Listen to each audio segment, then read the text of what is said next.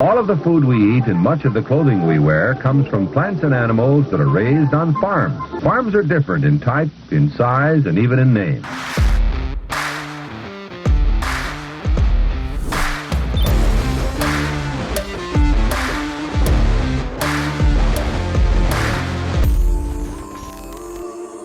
Hey everybody, before we get this one started, I just wanted to let you know that there might be a little bit of rain noise. There might be some background noise in the audio of this one because we had Mother Nature rain really, really hard for a little bit. And so just bear with us on that. I wanted to let you guys know up front, it goes away pretty quickly, but might have a little bit of audio quality problems, just a little bit. So just bear with us there. And let's get into it. Welcome to Barn Talk. What happens at the barn stays in the barn, but not today. We're going to let it all out for you guys. Today is going to be another great guest episode. We just keep bringing more and more banger episodes and guests week after week. And it's a big credit to you guys because you all continue to share the show. You all continue to leave reviews on Spotify or Apple. You share the clips and we just appreciate it. And that's probably the biggest thing you can do to help us out here at Barn Talk is just share the show with the people that you know. That's how we grow this thing. It's been the best way to grow our podcast. It's the ticket to admission to watch or listen to the show. And we just appreciate all of you that do all those ways to help us out. And 2026 is just going to continue to be a great year for Barn Talk. One other thing you can do to help us out at Barn Talk is you can subscribe to our weekly newsletter.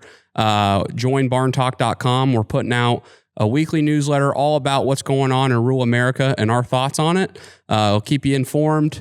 And we have a goal with that. If we get to 10,000 newsletter subscribers, we want to throw a live event right here on the farm in the barn and have some good bourbon with you guys, have some great guest speakers come back to the barn and drop some value and just have a good old time, good old event.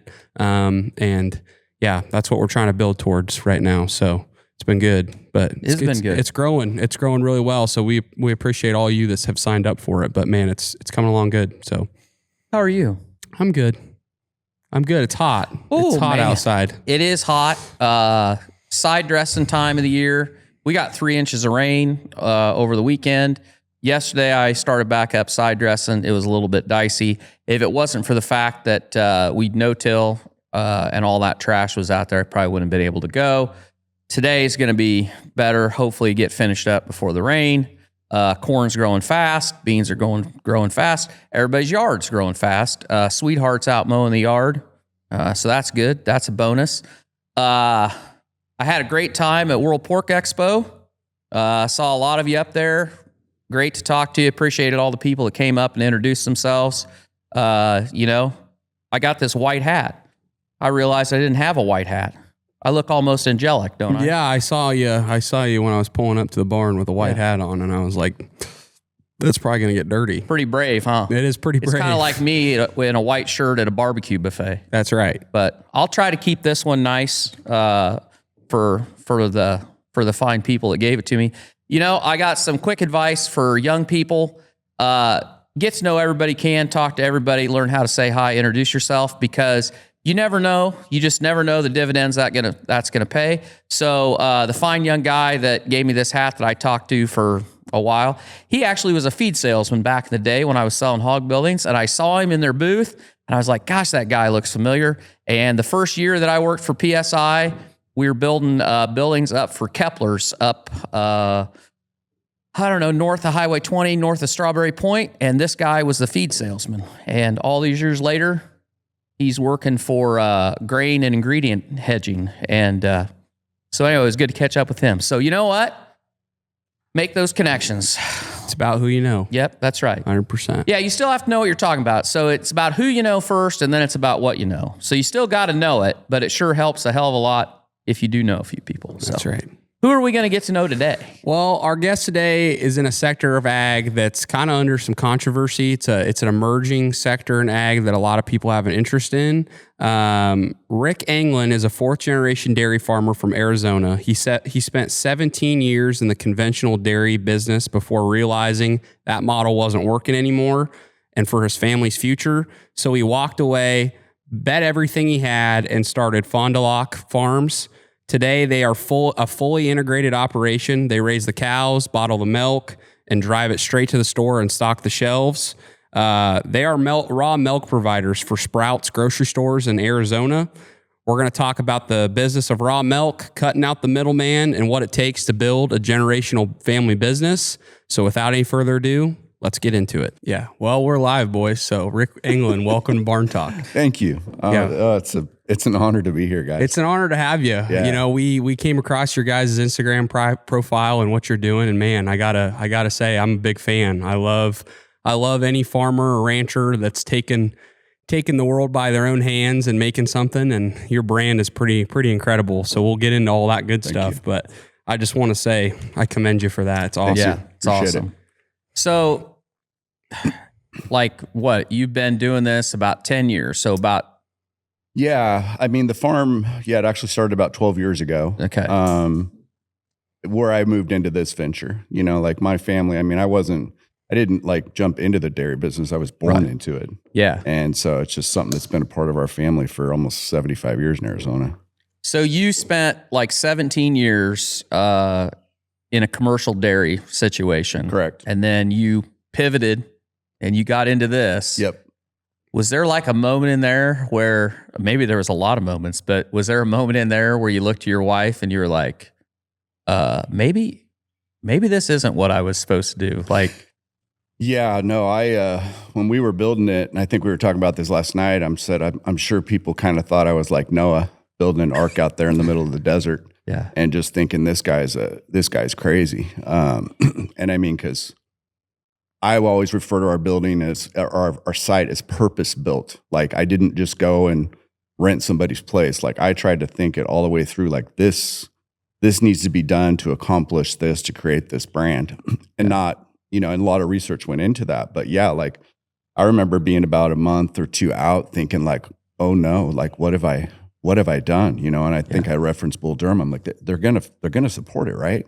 Like we didn't know like how it was going to be received. So yeah, there was, it was a very interesting, trying time. I mean, wondering how things were going to work out, but the Lord's been faithful through it all. Yeah. The thing that just, I'm kind of in awe in is, and I don't know, any farmer, anybody that produces a commodity that is sold on a daily basis, it's got to be at some points terrifying when you're going to milk these cows every day and you're just banking on that you got somebody to sell it to every day. Correct. Yeah. I mean, and it doesn't happen overnight. And I mean, for us, like I said, my whole family, like my kids, my mother-in-law, my father-in-law, like we were out there, in the stores doing promotions, talking about it, and really doing this kind of like we're doing here today. It's like, it's the face-to-face. It's farmers markets. I mean, I wherever it was, just to talk about what we were doing, not necessarily trying to be a hard sell, but just people knowing me, and who I am and the brand that they were going to be supporting. But over the years, like we started small, and as the demand we just kept growing. But it wasn't like we didn't come into the market and be like, all right, milking 500 cows, what are we going to do? It's like, we didn't know. So we just could always adjust and just kept on going and as it built up. So that's awesome. What was the moment? I mean, there probably was a fair amount of moments, but you went from the conventional side to this raw milk side. Right. And what were the reasonings behind that? Was it straight economics? Was it family dynamic? I mean, yeah, go through that, because there's probably a lot of guys that are there, Sure. Well, I mean, it wasn't that I love the cows. I love the industry. I loved everything about it. Like it brings me joy. I didn't enjoy how it's structured. We're business owners that have no control over our destiny. And so it's like, whatever the board's telling us the milk's worth, that's what it's worth. And it's like, you're trying to hedge your bet and you're buying feed and you're looking at, and then when futures came into the deal, I'm like, man, do I like dairying this much that I have to go now and bank or bet, hopefully what it's going to be in the future. I'm like, I don't know if I like it that much. And so it was always just a big roller coaster ride. And so for me, just wanting to, I guess, look at things and say, I just got to a point to where it didn't make sense anymore. And that was probably one of the most difficult decisions I ever made, was just coming to my wife. And I told her one day, I said, I think I'm done with this. Like I can't do it anymore. And your fate a lot of times is tied to your banker too, because they may tell you can't do it anymore, even if I wanted to do it. But I didn't want somebody to tell me I can't do it. So it seemed like a good idea to exit. And this was not on my radar at all. Like I was looking to get a job, and I really like genetics. I was talking about, some of the, maybe a bull stud, because I know cattle or moving in that direction. I'd been offered a job at a pretty big dairy in Arizona. So it was kind of like, I knew I had options. But here we are. And I think I was telling you guys last night, I got invited to a conference, and I was meeting people all around the U.S. and it's Prairie Farms. Prairie Farms. Yep. They were there, and chatted with them, and came home and wrote a budget that night. I was up all night. She woke up in the morning, and I'm just like, hey, is this possible? And she's like, well, she goes, I do think it's possible, but I think if we're going to do it, it needs to be raw milk. And you went, what? I was a little bit like, oh man, I don't know, just because when you're in the industry and your co-op's telling you like, no, you can't do that. That's not, like you get a little bit indoctrinated to the thought process. Like, and I'm a thinker. We talked about this last night. Like I always want to know the why behind something. And so, down the rabbit hole we went, and just started really researching and going around the country and visiting other farms and talking with guys that were doing it. And what year would that have been? That would have been in 2012. And so that was really early. Right. Like there wasn't a whole lot of people going on. Most people were, it's kind of like selling moonshine. Yeah. I mean, you'd be sitting there. It's like you're in the parking lot. Hey, you want a little bit of this? And so that was always kind of my joke. Is like, it had such a bad face to it. Yeah. And so it's like we talk about like brands, and it's like what you guys are building in a brand. It's like, wow, like you're doing something with excellence. So if I'm going to pivot into this and I'm going to start doing this, like I'm going to be the best in my neck of the woods at what I'm doing. And so because I don't come in average. Like I always want to, do above and beyond. Yeah. Everything has to be done with excellence. And so that was really, if we're going to do this, we're going to do it right. Not just from the milk, but to the cattle we milk, to the building, to all of it. Like everything's going to be first class. And not that we had the money to move in all those ways, but the base, if you will, when you're building a foundation, firm foundation, you got to have that. So I mean, that's biblical. So we started with that. Yep. And we had a good base, a firm foundation, and then we could grow. One thing I learned from like, even with my dad always kind of built things backwards, and if I explain that to you, it's just like, there were seasons where he didn't have enough money to do what he wanted to do. But so he built it that when I do have it, it was just an add-on. You didn't even know it. Like, he was like, man, this is genius. And so that's some of my thinking. My dad always that's something I picked up from him. Is just like, all right, we'll do this. And then when I got the money, I can do this. Started with the end in mind. Reverse engineer. Yep. I got two questions on on that story. So number one, what did your family think when you got out of the, commercial dairy business? Because it was generational, right? Right. What were they thinking? Yeah, I think, I think my dad, I definitely think he understood why. Yeah. I mean, it was really, really hard on me. And because like I said, you kind of, I mean, what do you say? You feel like you failed, Yeah. And like, even when I was talking to my wife, when we were chatting last night, like glass half empty, glass half full, like I'm a half full guy. Mm-hmm. And she had made the comment like, well, we had a failed business. I had never really thought about it that way. And I didn't take that personal, but I'm like, yeah, she's right. Like, I guess for me, I wanted to curb that so that I didn't have it taken away from me. And even when I exited, I mean, things were rocking and rolling. Like, we were making money. Milk price was good. We got a lot of money for coal cows. And I'm just like, oh, okay. What am I doing? Like, when I looked at like, I would come away with a little bit of something. That was really the big deal. But yeah, like, I don't think that my dad, or my family they understood. And a lot of dairymen, even in that area, like they were kind of like, I think they were shocked that I was exiting because my family, like my granddad, like he's one of the founders of the co-op. And so, I mean, I got roots there. Yeah. And so when you start looking at who's exiting, and that's what really spooked me, is there was a guy I really respected, and he exited about maybe 5 years before I did. And I'm like, if he's getting out of the dairy business, what in the heck am I doing in it? Yeah. You know? I think that's true in so many sides of ag. I mean, that's part of the reason why we keep doing what we're doing. I mean, in some aspects, we're all a little insane because we keep doing the same thing over and over again. It doesn't work. And the row crop, I mean, we talk about that in row crop. I mean, it's so hard because one, it's an identity, you know, and every generation it becomes more of an identity. Mm-hmm. So it isn't like it's just a job. It's part of who you are. Right. And two, you build this massive, you know, the amount of capital that's sitting there, all the equipment that's sitting there, the buildings that are sitting there.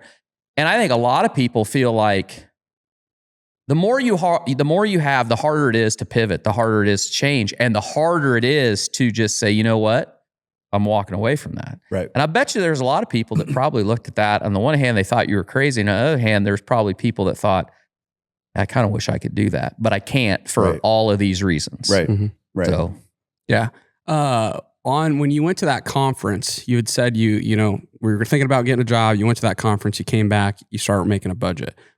And you didn't have the raw milk idea until your wife said something. So were you thinking about creating a dairy business from cows to bottle to grocery store on the just regular milk side? Yes. Okay. Like, that's really what I was first thinking about doing, is just that, maybe moving into glass, doing something more like boutique.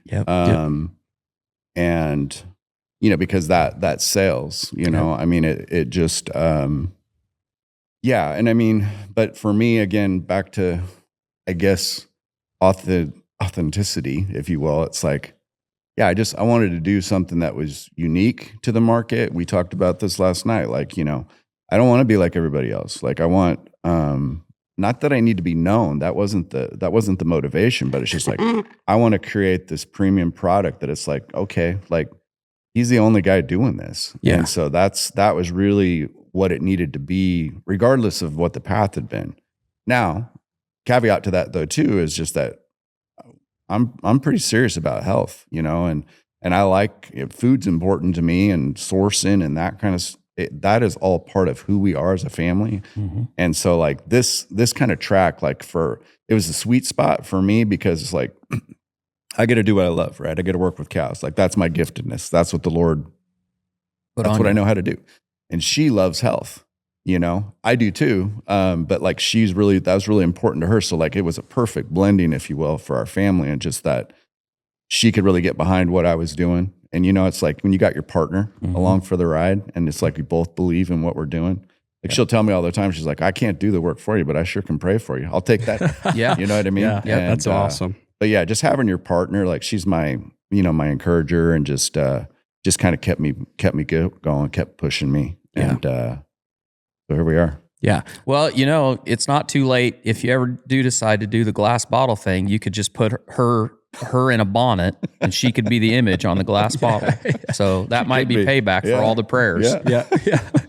Yeah. You talked about this last night of just, I feel like it's easy to just say, oh, we made this transition and do this, but man, you kind of went all in on this thing. Like you put all your chips in the table and pushed them in there and said, we're doing this. Right. How much pressure and how much, describe how you were feeling during that time, those hard moments of just like, we got to make this work. Burning the ships is kind of the thing I thought about last night. Is like, man, you really burned the ships, and we're like, this is a no surrender mentality. We're going for this. Well, I always think about like at the end of Tombstone, like Wyatt Earp is sitting there and he's going, because I got nothing.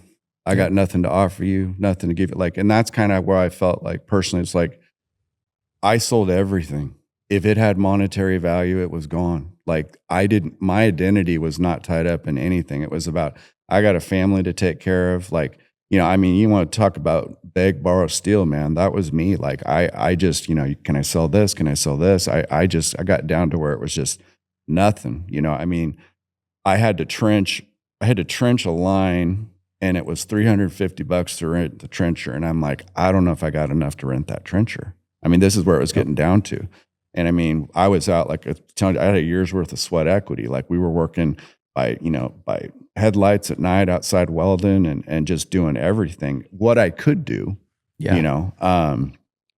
yeah, it was a spooky time, because it's like, I got a house, I got a family, I got stuff I got to pay for, and it was stressful. It was stressful on me. It was stressful on my wife. It's stressful on my kids. It's like, I didn't think I'd ever be there. Yeah. But here we are.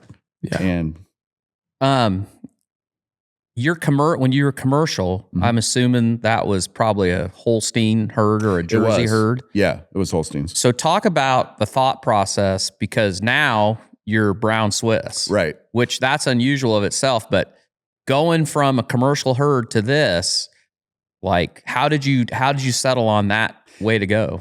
Well, I would say the big thing was as a kid, you couldn't go to Arizona and there was always 1 or 2 brown Swiss on every dairy because the wives loved them. They were beautiful. Yep. And so like my mom, like there were a couple on our place. Everybody had a Swiss, at least one. And I just fell in love with them as a kid. I just, big ears and just super docile. And I just thought they were a cow that was really kind of misunderstood. And my brown Swiss mentor, Steve Faber, he had one of the best milking herds in the country. And he brought his herd out to the University of Arizona. And this guy, like, it didn't matter. He got more milk than Holstein, Jersey, whatever else. I just sat there and I was just in awe of what he was doing with these cows, especially in Arizona with how hot it was. And so, like, when I first started looking, this is even when I was in commercial, buying a few, I'd be like, hey, Steve, because it was always kind of like either really typey, like for going to Madison to show at World Dairy Expo. Yep. Or they had a ton of milk. I'm like, is it possible that they could both be good looking and produce? Like, that was kind of my joke to him. Yeah. And so like he helped me with pedigrees and kind of helped me figure out where we needed to go on that. And so we started when the girls started showing, we started buying a few. And to the point of where the name of the farm was, our first 2 heifers we bought were out of Fond du Lac, Wisconsin. Okay. And so that was kind of where it started for my family. And so through those years, I got to see with the genetics what was possible, what we could do. And then, so like I said, and they just take the heat. With all the cooling and everything that we've had, I don't have any cooling at my farm, and you can go out and watch those cows sitting out there, and they're not heat stressed. They're sitting there just kind of chilling, and they got shade and they get up to eat. And again, it isn't about pounds of milk as we would talk in the commercial side. It's really about quality over quantity. And so inputs, that I put into those cows and what I get out of them is this really beautiful quality milk. And I've had every breed. I've milked every breed, and I appreciate them all. But I think when you're talking about milk as far as just overall taste and perfect balance of fat to protein, and when people taste it, it's like the Three Bears analogy, it's too much, too little, and just right. Like, I just feel like it's a sweet spot. Yeah. And again, to differentiating, there's nobody doing this in Arizona. I'm the only guy in Arizona that milks 100% brown Swiss, and you can't go out and replicate that one overnight. Yeah. There's not enough to go around. Yeah. So, yeah, let's talk about that. So what's their, because obviously you don't graze them. No. Are you on water allotment? Like, do you have a well and you can get what you need? Yeah. Or I've got a well that I had to drill. Yeah. And even at that, like, that's just not like you buy the ground. It doesn't mean that you necessarily get a drill. Yeah. So, doing all that back working, if there was a water district, I'd have to buy water. Well, there wasn't. Well, okay, that's the good news. But now the bad news is I had to drill. And this is, we're talking 13 years ago. I think I spent $80,000, and how deep? I'm at 800 feet. Okay. And so I hit at 650 and went ahead on down to 800 to give myself a little breathing room, just, because you don't know how that table's going to change. And But no, the water deal, like I said, on a it's kind of like I would say on a domestic, because it's not commercial. Like I can draw up to, I think it's 35 gallons a minute is what I can draw. So it's enough to get everybody covered. Yeah. And, but yeah, to your point about like, as far as grazing, it's like, this is the conversation I always have. I'm like, I'm in the desert. Like what were you thinking? You know, like I can't, there's nowhere to graze them. And so if I said like, I mean, we all know how important water is. I'm like, it seems kind of silly that I would create a fictitious pasture to make you feel better about things. And like, I know how farming works. My dad did some when I was a kid, but it's like, I wouldn't say we were good farmers. You know, like if that's your gift and your craft and you know how to put up good stuff, I'd rather support you and let's work together and you do it because you know how to really get it done and good feed. Because if I grow junk, I'm just punishing myself. So it's just like I said, it's very, that's how everybody does it, like in our neck of the woods. Now, what you do here or back in Washington or Oregon, it's going to look different, but have a little bit of grace for every farm around the country and appreciate the fact of how they do things. It's just different. Doesn't make it wrong. It's just different. Yeah, So, we talk about that all the time. The broad brushing of agriculture. Yeah. I get so tired of that. And I think all of us farmers do. We're not enemies. No. We're all trying to make a go at this thing. And most likely a lot of farmers are doing the practices they're doing because of their situation. Right. You know, soil type, weather, family dynamic, the situation financially for the farm. I mean, everybody's trying to do the best they can, but I think a lot of times people outside of agriculture or somebody that's trying to sell their version of agriculture to the masses, they always just paint the brush. And that's something I really respect about you is like, you are doing stuff differently and your product is premium, but you don't shit on the rest of agriculture, you know? And that's what we need to have more of, you know? So I just respect that about you. Yeah. Thank you. We were talking about this last night, Tor. It's like, hey, listen, we may disagree, you know, like, I may take some stuff away from what you're doing and you may hear my side of the story and be like, hey, that's good too. And then let's grab a beer, you know, and continue the conversation. But it's just like, I think that it's such a great time for ag right now, but some of those pivots are something that you really are probably going to need to consider, you know, in the future, like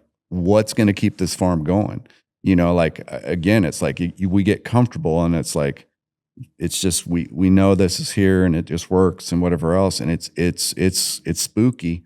You're already taking a huge risk. I mean, you got the money out, you got the equipment, you got all the things. I mean, it's like, you're obviously a risk taker. I mean, this is just even a little bit more, you know what I mean? So like saddle up, you know? And so that's the thing. It's just like, what I really want is I want all farms to have success. Especially within my industry. I mean, if even back to the Swiss, like there's such a small, like it's 0.5% of cattle around the country. I know most all the breeders. And so like, I'll talk to them. Like, I'm not saying you got to do what I'm doing, but just do something. Like if you made a product or it could be anything, like there's a market there. And then you got something unique too, just in the breed of cattle. I mean, you can market though. And there's guys that do a great job of that. But there's all kinds of opportunities, and I'm seeing more and more of it the further we get down the road in this process, because the Lord's given me, and I'm like, He keeps bringing stuff to mind. Like even this morning, I talked about like the answers sometimes are yes, no, or wait, and it's interesting because my devotional this morning was about waiting on the Lord, and it was about His timing and everything. And it's like, it doesn't mean that we don't still think and push into things, but we wait because His timing is always perfect. And so it's like, you know, give us a brain, plan it out, put it in pencil. You got a big fat eraser to change plans if need be, and just keep on moving. And like He's trusted me with a little, He's trusted me with more. I just want to be a good steward of what I've been entrusted with. Yeah. So. Something that I noticed about you very early on, and I've noticed this about a lot of the guests we've had on, you know, people would argue this is one of the most challenging times in agriculture in a while, right? On a lot of fronts. But the guys that continue to show up on this podcast that might be doing things different or be thinking about something different, they all say this is the best time to be in agriculture. I'm optimistic. There's so much opportunity to be had. And it's just, that is a trait that I see over and over again. Mindset. It's a mindset. It's a complete mindset. And I talked to a good friend today about this, of there's so many people in agriculture that will not change. That's why there's so much opportunity, because everybody is so status quo. They're never going to change what they do because that's just how granddaddy's always done it. Right. But that's why there's so much opportunity to be had.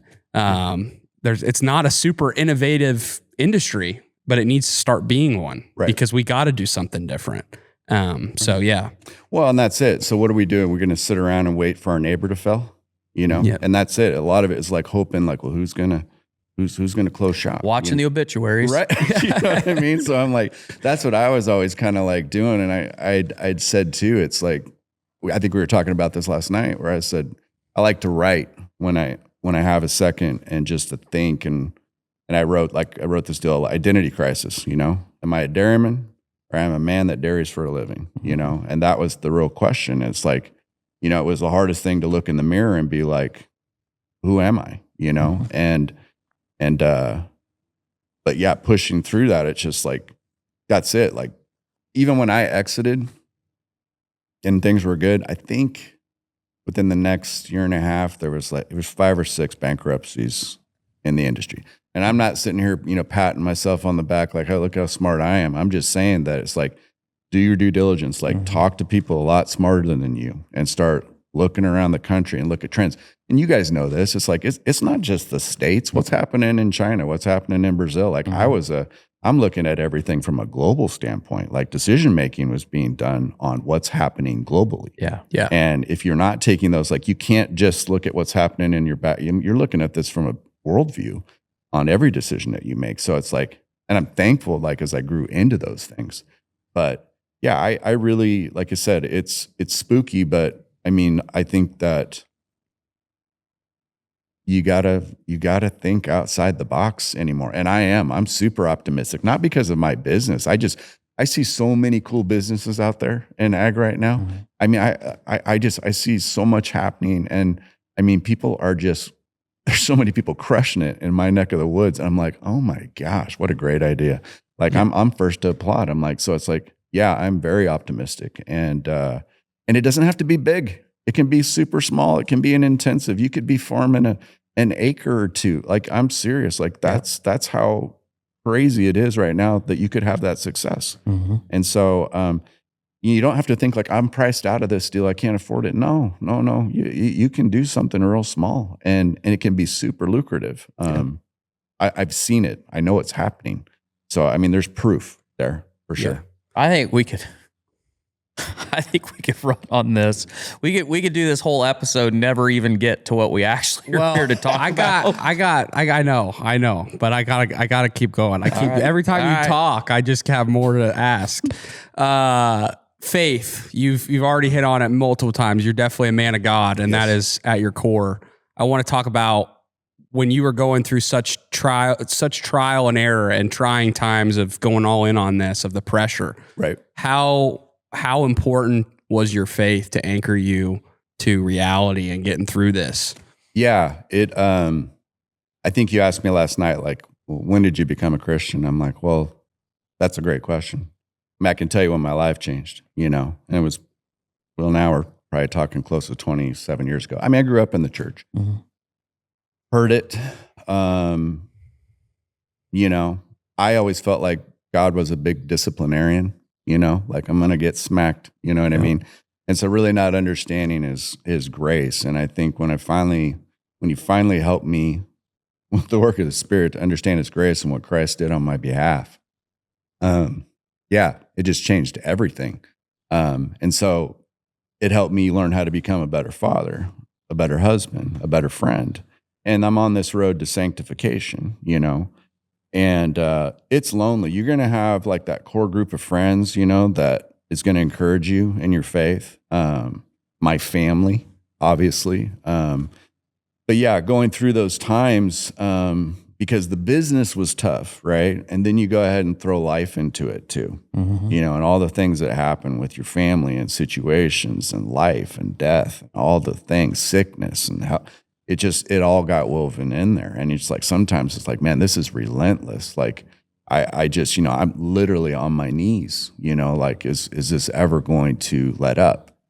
But through it all, like I would say this, the Lord's faithfulness through it all, He is always faithful. We are faithless. Mm-hmm. He is always faithful. And so He has been there through it all. And when it didn't seem like there was a way, He provided one.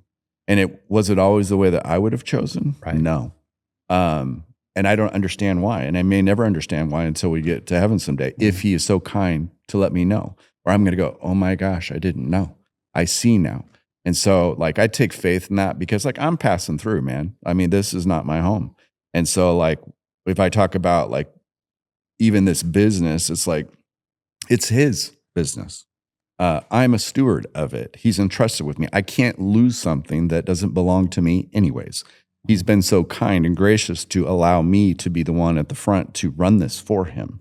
And so missionally, the people that come to my farm or who interact with me, like that's what the daily is. The decisions that we make, like if I talk about like, oh, there's a podcast like Faith-Driven Entrepreneur, Faith-Driven Investor. Like I want to invest in those types of things because really, like I said, we're all on mission, and what our dollars do to go out there, because until everyone's heard the gospel, as soon as that's done, we're not here anymore. Right. We're out of here.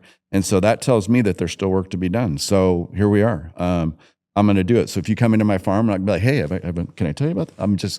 It's always a natural transition. It's like someone will be talking about something like, well, hey, I was reading today. Like I'm in the Old Testament. I just finished Micah the other day. And it's just kind of like, wow. And again, to the Lord's faithfulness, like He just is there. And so what a great story to talk about. Like He was always there and they screwed it up and He was still there. I mean, it wasn't that it wasn't without consequences, because there's consequences for sin.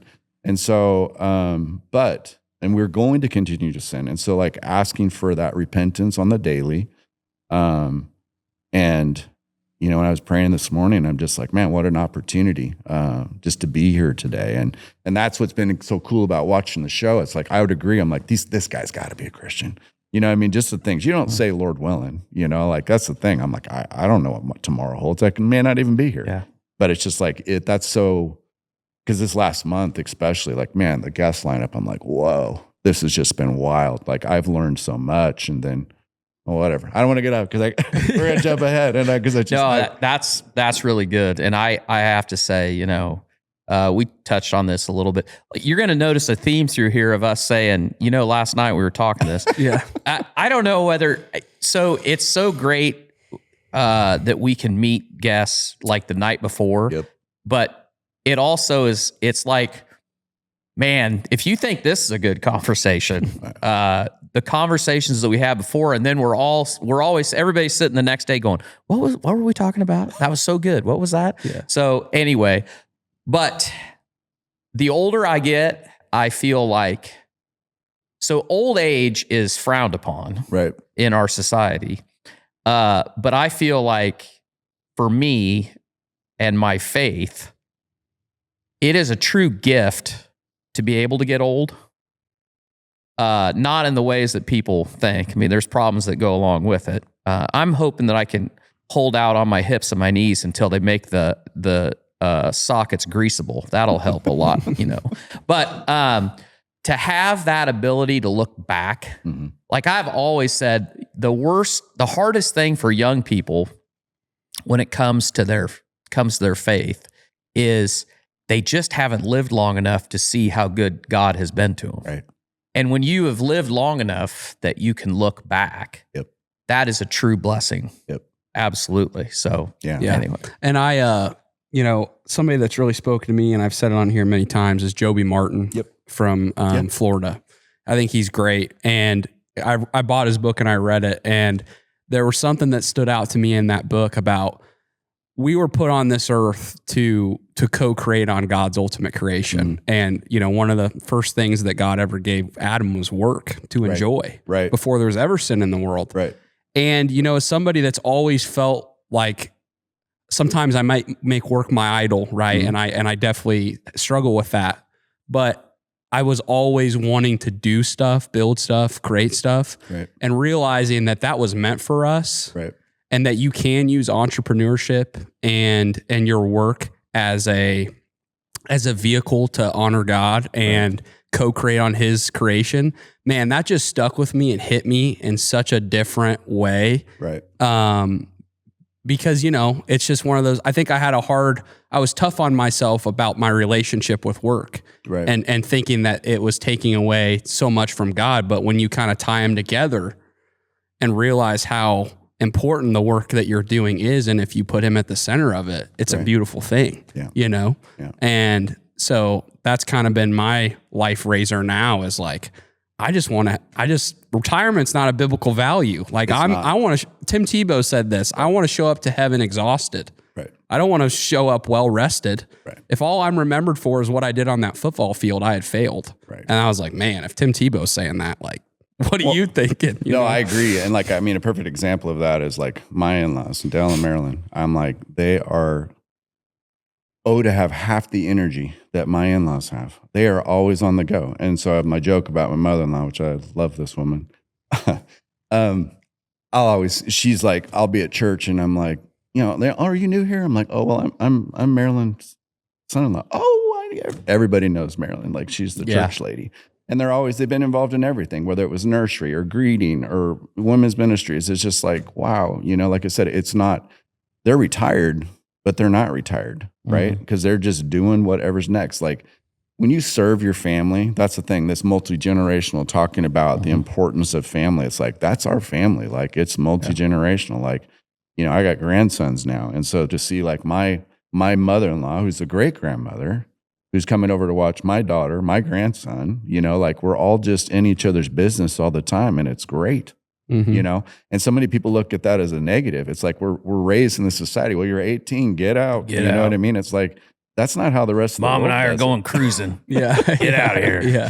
So yeah, it's I don't know. I think there's that, like, you see that shift just in general, but like, you just have so much to be thankful for. We don't deserve anything. Like, if Christ's salvation to me was all I ever got, that's enough, right? Like, I mean, I get to see the beauty of, like, even driving across Iowa, man, like, how beautiful is this place, you know? And just to see God's handiwork, you know, to see the sunrise and watch it set. It's just like, wow, every day I'm amazed, like, just that He created all this. This didn't come from nowhere, you know? And how much better is it going to be, you know, when we're in heaven and it's all perfect, you know? And so that's what keeps me going, is that I know that this is not the end of the story. Yeah. Yeah. Amen to that. Yeah.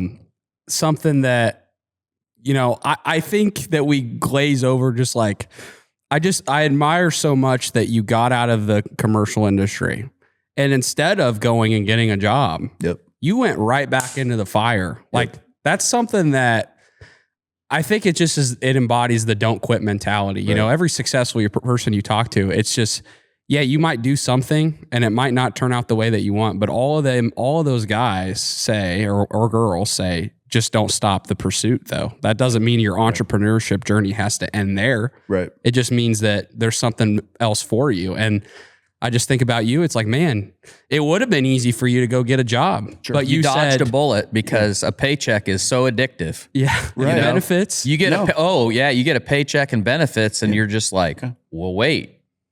Yeah, all I have to do is show up here. Right. All that to say, I think it's awesome. Yeah. And I respect appreciate it. And that's the thing. It's like, it was tough because, like, I'd been offered a job and it was like, I could have really used it. But I also too, because nobody knew what I was thinking. Right. And so it was kind of like, I wanted to be considerate of the guy who was stepping out on a limb to offer me that job and not leave him high and dry. Yep. So I was like, I said no.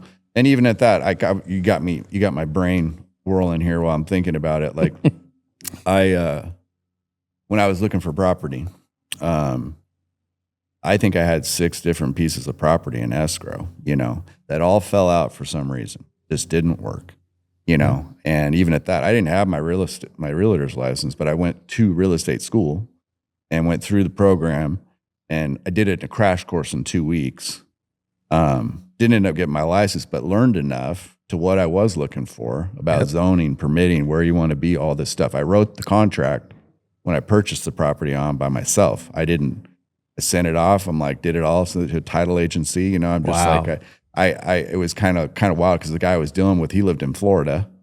And when I found the place where our farm is today, I mean, if you were within an hour of where I lived, I'd been down every back road, every piece of dirt. I found a for sale sign stuck in a bush. It wasn't even hanging up. And I pulled it out and I called him like, hey, is this for sale? He's like, yeah. So yeah, it was so wild. And this was after 2008.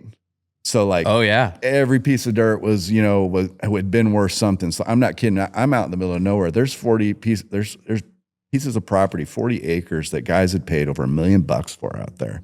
And it's kind of like buying stuff on the pennies on the dollar when I bought, Yep. And so I was like, wow. But yeah, I hadn't even thought about that. Like, I think one thing too, like you said, when you talk about like, just keep pushing, when you're older and you make this pivot, if you will, at this stage in the life, because I jokingly said, I'm like, yeah, my midlife crisis is with being in my 40s and unemployed, you know, I didn't buy the vet, I just didn't have anything anymore.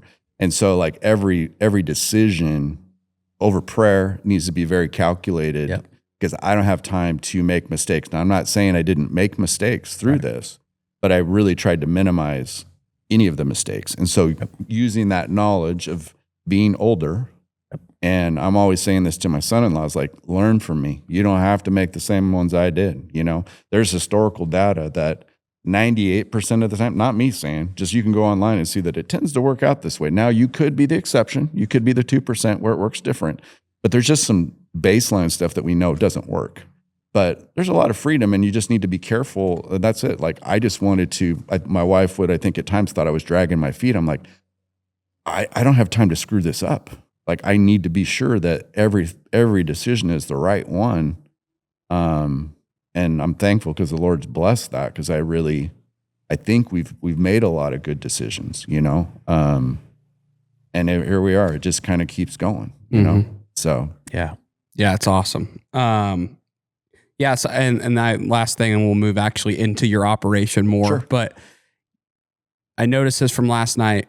You're a guy that, and you talked about it a little bit in just your last point there, you're calculated, and the importance of being a constant learner. Like I asked you this question last night about just how many hours did you put in before actually getting this thing off the ground of planning, because it is important to actually take action. And I think there's a lot of people that just all they do is plan and never take action.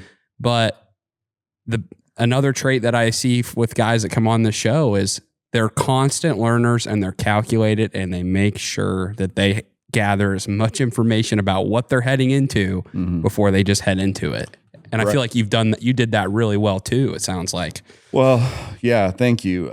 It wasn't without, soliciting and asking a lot of people for their input. Again, I've watched a lot of movies through the year, but like I'm thinking about Jerry Maguire and when he's broke, and they're sitting there and it's the signing party and he's spending money he doesn't have to throw out, the hors d'oeuvres for the family. And it's like, that was for us, like we had a group, like almost like a think tank, if you will, that we met at a restaurant, spending money I don't have, to solicit people who were kind of in food to figure out, is that, does this work? Like getting their input, like, what do you think we could do? And this is really even before more like direct to sales, because they were just starting to push into some of that. And so I saw that, that was potentially an avenue. But it's just like I have so many people that I've asked, and not like for their permission, like from the overall, but maybe just like where their skill set was really strong, and take away. Like I still have like it's a big manila folder, and it's called The Dream, and it's, I don't know, it's probably about this thick, and it's just sketches, things I saw, cutouts, everything. Oh, sure. Just about all the process through this. And just like, I look back through it, my youngest daughter, Macy, she was still a little small. Like she wrote on there, she drew out this pencil sketch. It was Macy's petting zoo. And it was like, part of the deal. And I was just kind of like, man, like this is like, but that's all in there, you know? And it's just like you said, reflecting on things. And like we were talking about, like I have a pole barn. Like I wanted to look retro in 2026, you know, like it's kind of like you're stepping back in time, you know? And this barn is very similar to like what my granddad built when he first came to the States. And so it's like, man, it's, you know, it's not what everyone's doing today, you know, and that's purposeful, you know, and it isn't that it's inefficient. It's just, it's different. Yeah. I mean, so it's like from the cattle to the barn to it's just all different, you know? And so I don't know. Yeah, a lot of thinking going into it, but it's good to think, but you got to take action too. Can't just sit there and think. You got to keep moving, and having a good spouse helps with that too. Cause she was kind of, hey buddy, you know what I mean? And I needed that sometimes because, you know, probably cause I was scared, you know? But she kind of kept pushing me and making me move on stuff. And she's like, you've thought about this, you've done the work, you know, it's the right move. And so I'm like, so I'm appreciative to have her because you need that balance. I've got a great partner, you know, and just helping me keep moving the ball. So your operation, you know, in the conventional dairy world, you're usually working with a co-op, right? And you're selling the milk. Yeah, you have the cows, you take the milk to the co-op, right? And then they handle all the distribution. Right. You own the cows, you're bottling it, you're taking it to the store, and you're putting that sucker on the shelf. Like you're doing the whole 9 yards, which is awesome. How difficult was it to build out that infrastructure and build out that process? I mean, we were talking about a little bit last night of just even getting audited was extensive. Talk about that a little bit. Yeah, like we didn't know what we were doing, you know? Like I remember when we right after we got started, it was like we were bottling and it was our first shift, and we got done and we took it to stores, and we didn't have delivery trucks or anything. Like we had ice chests, you know, and which is kind of crazy when you think about it. Like I'm driving to a major retailer and unloading out of the back of a pickup into crates to walk inside and deliver my product, you know. And so, like you said, as you get into it, it was like, man, it was, you know, I knew how to milk the cows, but I haven't been a milk processor. I mean, I'd done as much due diligence as I could, you know, and trying to learn it. And you're buying specialized equipment, you know, that serves one purpose, and it's expensive because it ain't getting bought every day. And so it's just like all the pieces that are required, and just like, again, the Lord has been so gracious because like we were just a bunch of rednecks out there. We didn't know, you know, like there's so many things that could have gone wrong that I know now, like down the road. It's like, well, like, sure, I can't believe we were doing things like that. And it's just like, but very difficult. But through it all, like even when we first were doing it, and I talk about the ice chests, like I hired a distributor and they came to the farm and picked up our milk. Well, man, they were taking a third of my check, you know? And I'm like, my father-in-law actually was like, I mean, we ain't going to have anything. Like he went out, because I didn't have anything. He went out and bought a refrigerated van, and we started making our own He deliveries. was your distributor. Yeah, he literally had it said the milkman on it, little white cap. And he was making deliveries. And but I mean, that was something we figured out real quick. It's like, man, this is all the money. There was nothing, like we're doing all this work and we're going backwards, you know? And so just those quick pivots and trying to figure out what would work and what wouldn't. But I didn't have it. I guess if you're asking like, oh, you knew how, I didn't know, you know, it's like you got into it and then something was exposed and it's like, all right, we got to do this. Even to the point of like with the cows, it's like, you know, on the naive side of it, I'm like, well, how hard can it be to milk clean cows? Like I thought that's all there was to it, you know? And boy, was I wrong, you know? And then, you know, like learning through testing, and I feel more like a microbiologist today than I do a dairyman. I know more about milk than I actually want to know. Yeah. You made a great a statement last night about a professor that you ran into, and what was his quote about dairymen? Well, yeah, I was at Cal Poly in San Luis for a couple of years, and the very first processing class I took, he was the professor and I was studying dairy science. And he said, you dairymen are all dumbasses. because you already know how to take care of the cows, but you don't know anything about processing. You don't know how your product's sold, how the markets work, any of that. And his name was Dr. Gillis, and he reminded me of Tom Skerritt from Top Gun, like the Marlboro Man, because he was always smoking. And I love that guy. And so for me, it was like, I wanted to ace every class that I was in with that guy. And so I learned some, like that's kind of where it kind of perked the interest in that. But I've always thought that there's got to be a better way to do it. Like we were saying last night, I'm like, I always got in trouble because I'm asking why, and no disrespect to old guard, but it'd be like, well, this is how I've always done it. Okay, but why? I just want to understand the thought process behind it. That's not being disrespectful. Right. And so like, if Sawyer asks you a question, or my son-in-law Dylan asks me a question, I mean, I want to have the humility to be like, okay, because you guys look at things different and it's a good perspective and it makes me, your thoughts are valid and so are mine. And we're going to need to figure out like, how do the two blend together? Yeah. And so, if that makes sense. Can we take a break? Because this rain is loud as shit. So let's take a break quick. Well, if for those of you listening, I apologize. We've had a fair amount of just some weird stuff happen today. Mother Nature just rained down a storm on us, unexpected. We should have probably shot the podcast at 8 a.m. We were sitting around the dinner table last night, or we were grabbing a drink. We were like, when do we want to shoot tomorrow? Right. We were like, oh, let's do 10. And then. Yeah, but it was perfect. Yeah. So, like literally 5 minutes before that rain, before it just opened up, I think this is about the loudest it's been in the barn when we've been here. 5 minutes before that, my wife was out mowing the yard. Mom was mowing. We're putting in a septic tank for the barn to actually have a bathroom up here. So we're making progress, and somebody was doing dirt work. Rain came. It's been a fun day of events. That all stopped, and then we just were like, what?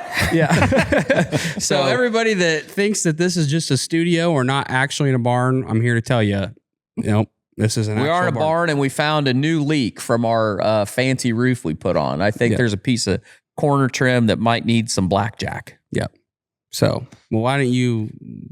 Yeah, so this we could just keep rolling on this for the rest of the day, but some people might want to actually know about what you really do. And so, you're a villain because you're poisoning the world with raw milk. Sure. So what makes milk raw? Sure. I know it comes out as raw milk and we make it into something else, but what is it? What's the difference? What is involved in actually getting that to the store? Yeah, I mean, I can always, the big thing about, I would say the biggest difference is that raw milk is not denatured in any way. So when you pasteurize, and there are going to be those that say, oh, it doesn't do anything when you pasteurize. Well, it's just not true. I mean, that's not me saying that. Just, we can just look at the science. It's not a diss. It's not anything. It's just, it changes the makeup of the milk. And the biggest thing that happens is it destroys the lactase. Well, you need lactase. Lactase is what neutralizes lactose.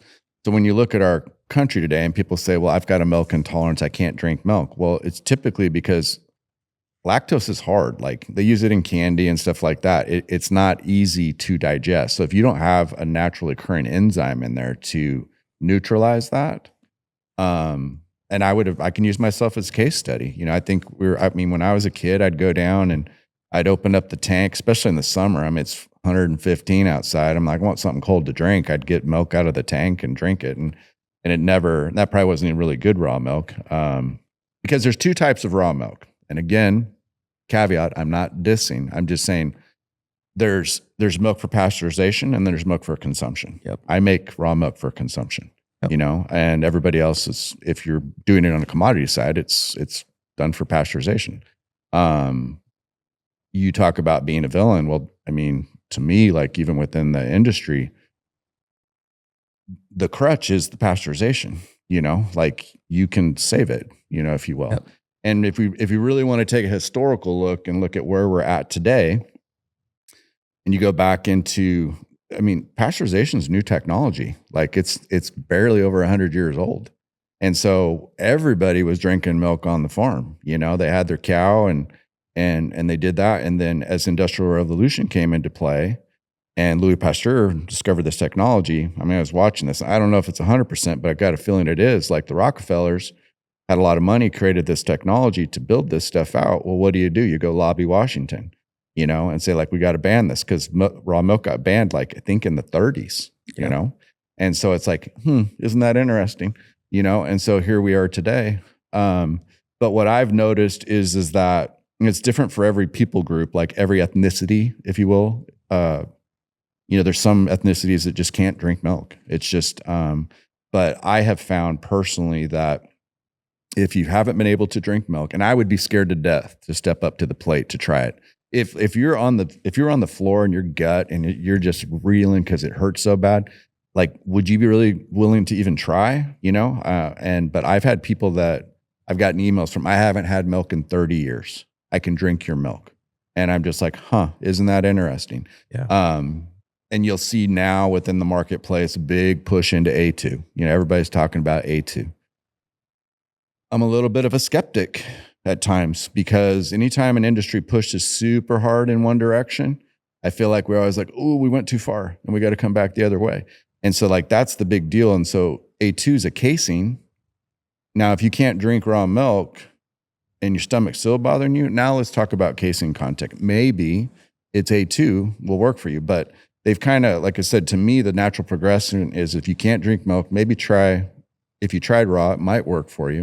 And if you still can't do that, now let's talk about casein. But in the stores, now you see A2, you see all this protein, you know, like super protein.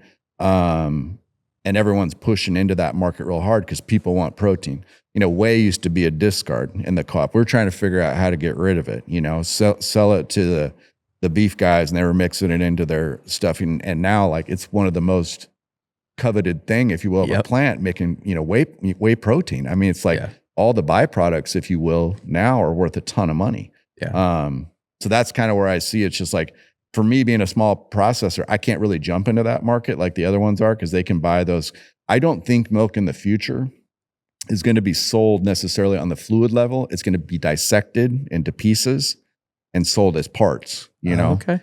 Just in like, you know, you're going to sell the whey, you're going to sell the protein, you're going to do the lactose, you're going to have all these different things. It's like, I don't know that commodity milk in the future is going to really be for fluid consumption, you know?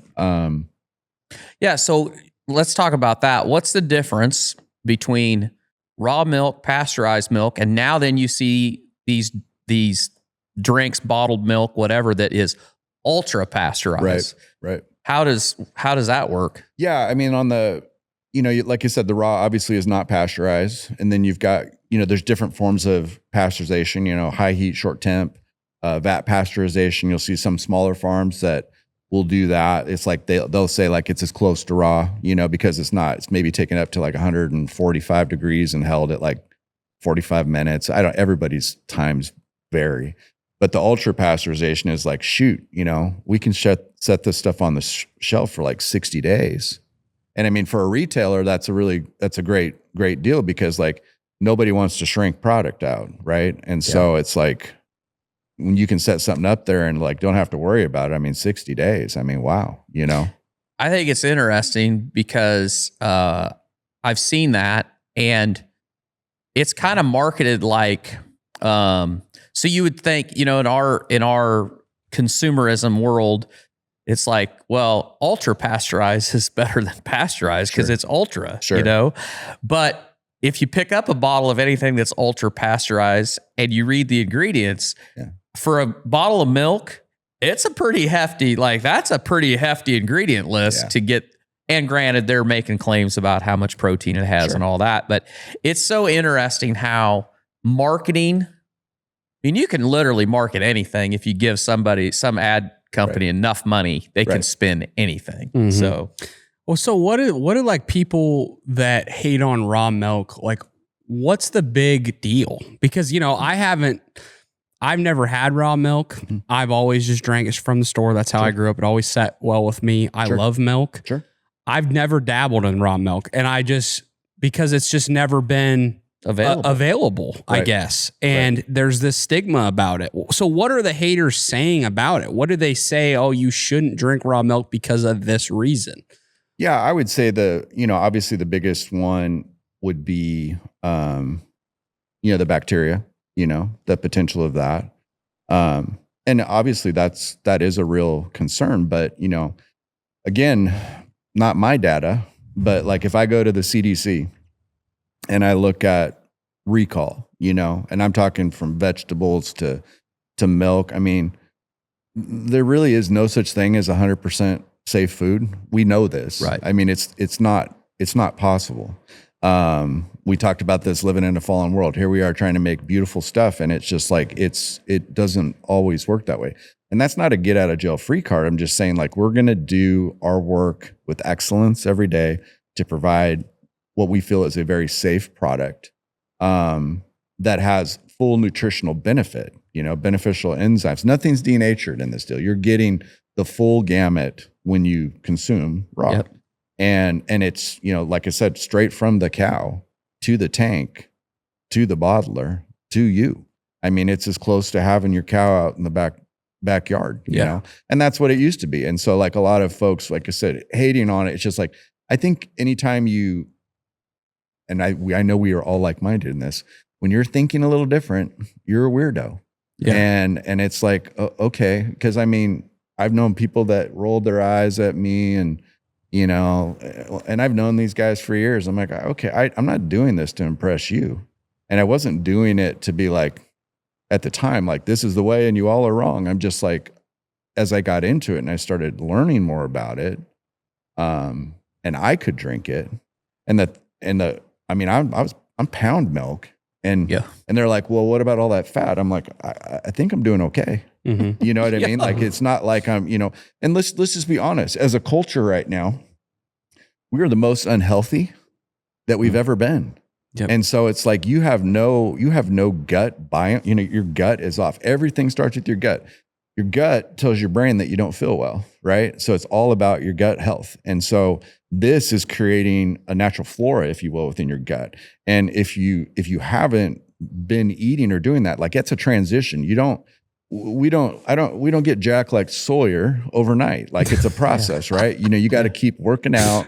And that's just diligence, that's commitment. And it's the same with food. Like, you can work out all you want, but garbage in, garbage out. If you don't eat good food, you're not going to see the change. Right. I mean, I've done it, I've looked at pictures of myself, like, where I'm like, I started the journey, and then it took a year. I'm like, wow. Like, when you look at the picture, it's like, there's a real change. But my wife will say that all the time. It's like, you can work out all you want, but if you eat a garbage diet, you're not going to really see the benefit. It's about the inputs, again, that are going to have that big change on everything. So yeah, I mean, people are always going to hate. I think it's scary, not just about the product, but it's like, if you listen, we've learned this during COVID and different things. It's like, well, you're crazy if you don't. Okay. There's always going to be two sides. Like, I'm still going to ask questions. Like, I'm not saying that I need more information, Yeah. And it was like on this, the more information I got, I'm like, okay, I can do this. This makes sense to me. And here we are. Yeah. I think it's one of those things, people don't even realize the risk that they take every day. Sure. Consuming food at a restaurant, right, or getting something from the grocery store. I mean, I've heard you talk about lettuce at the grocery store. Sure. I mean, there's been E. coli breakouts. Sure. There's been, I got salmonella once. I've got food poisoning, and I don't know where it came from. But then I remember my mom finding an article about onions having a salmonella, causing salmonella outbreak. Right.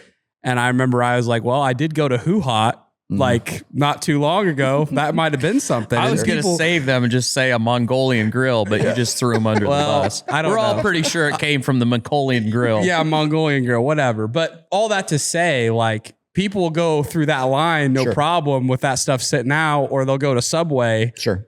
And it's been sitting out. Yeah. And they don't think twice about it. No. But all this negative press about raw milk, I can kind of see what you're saying. It's like, there's good apples, there's bad apples. Sure. I'm sure there's people that produce raw milk that don't do it to the standard that you do it at. And there's lettuce producers that are the same way. But for whatever reason, we've just formed this whole broad brush stigma around raw milk. Yeah. I mean, and like I said, I really don't want to play in the gray on it. Like in Arizona, for example, it's like, obviously it's legal. It's legal for retail. I'm state inspected. I have stayed at my facility every month, looking at my facilities, the dairy barn, the production facility, finished product samples, all the things. And even, you have to test it. Like, yeah, you were showing us last night. You have to test it. And the thing of it is just like our standards here in the US are extremely low as far as like what is acceptable, which I always find interesting because like in Europe, the standards are a lot more quote unquote laxed. Well, Europe's pretty healthy, like we've been like, you're driving around. I mean, there's obesity is not walking around Europe, and like they have nutrient dense food, our food system now is it is so sterile, even from hand sanitizer to all that. I'm like, you grew up in the dirt, right? Mm-hmm. So did I. Like, there's something about that getting in the dirt and rolling around. It's like, you need that to create this gut health, if you will. And we've just become such a sterile society. I really think the pivot now too on that is that you're seeing a lot of younger folks like yourself. It's like, we got to get back to that, whether it's going outside, grounding, just getting outside and touching the earth again. Yeah. And so I feel like there's almost like a renaissance, if you will, that's happening. Oh, I 100% agree with you. I was just going to say, I mean, the timing of your business couldn't have been any better because I feel like we talked about this with our last guest. My generation, it feels like we're adopting the new stuff, but we're not adopting it like the last decade where we're a little more skeptical. Yep. And we don't trust the media. We don't trust the government. We don't trust the food system. We don't trust healthcare. Right. And we're sprinting back to traditional ways a lot of times too. So it's like we're adopting new stuff and being skeptical about it, but we're also realizing, consumerism and having everything be convenient is not the way. Right. We've done this for 40, 50. I mean, you remember, like we talked about this on our last episode, 80s, it was the age of consumption. Yes. It was, we can box all this stuff and preservatives, and everybody just trusted it because it just came out. Yeah. And now we're kind of on the tail end of what did that turn into? Sure. Well, turned into a lot of people being unhealthy, a lot of people being depressed and not walking enough and not having energy. And we wonder why. And I think my generation is just like, we got to do something different. You can trace it all back to New Coke. New Coke. Yes. When they came out with the New Coke formula, that was the sign that it was all going to hell in a handbasket. Yeah. And we've suffered ever since. Yeah. Well, and I mean, really, like, our generation is probably the biggest rablat, if you will. It's like we like my grandmother, scratch cook and stuff. And then I remember my grandmother getting a microwave. Yep. And I'm like, what is this? You put stuff in it and it heats it up. Like, she would always have to heat she has cast iron and doing all that. And all of a sudden she's got a microwave and she's cooking in this. And it's just like, and then the box dinners and all this stuff. But it's like, our generation, like that was all we knew. Yeah. But I'm saying, like, our parents are living, and I mean, I don't know what's going to happen to us. You know what I mean? Because we were getting experimented on the whole time. Well, we talked about that on the last episode. Like my mom, she embraced all that. Like, I remember as a kid, everything was made from scratch. And then I remember the treat of having a TV dinner. Like, we thought that was awesome. Yeah. That was super cool. Yeah. And you go to the freezer, get a frozen pizza. Yeah. Yep. But she bought her time back. Yes. And their generation trusted media. Yep. And if it was in the grocery store, it's fine. Sure. Because they wouldn't sell it if it wasn't okay. Sure. And they bought their time back. Well, then now we're the generation, we're the lab rats because we got fed all that. Sure. And that was our frame of reference. So when we started having families, okay, well, all the kids will eat chicken nuggets. All right, well, let's not fight that fight. We'll give them chicken nuggets. Right. But you even see that quality. Like, I remember being in high school, and I'll tell my kids this, like, if you went to McDonald's or Wendy's or Jack in a Box, I mean, they were in the back, like they were grilling that burger. Yeah. Like, you could see them flipping in the back and it's sizzling. And putting the cheese on, like it was what we have today now in Culver's and Freddy's and In-N-Out was what we had when we were in high school. So you've got now you got bottom dweller here. Yeah. And then this is kind of the Premium. elite fast food, if you will. Yep. And so it's just like, or, it's even more than that. You're getting into like specialty burger shop or something like that. But I just like, I'm like, man, that used to be really good. Yeah. Like I remember. Yeah. And now I'm like, you smell that Whopper and I'm like, oh, it smells good. Yeah. It tastes like garbage. Yeah, exactly. It's like, yeah. So, Well, let's talk about, so you are in Sprouts in Arizona, and that's an Arizona-based grocery store. And I mean, that's a pretty amazing accomplishment for a startup raw milk facility. Right. So how did that come about? Yeah, that just happened to be the avenue, that the Lord had for our business. I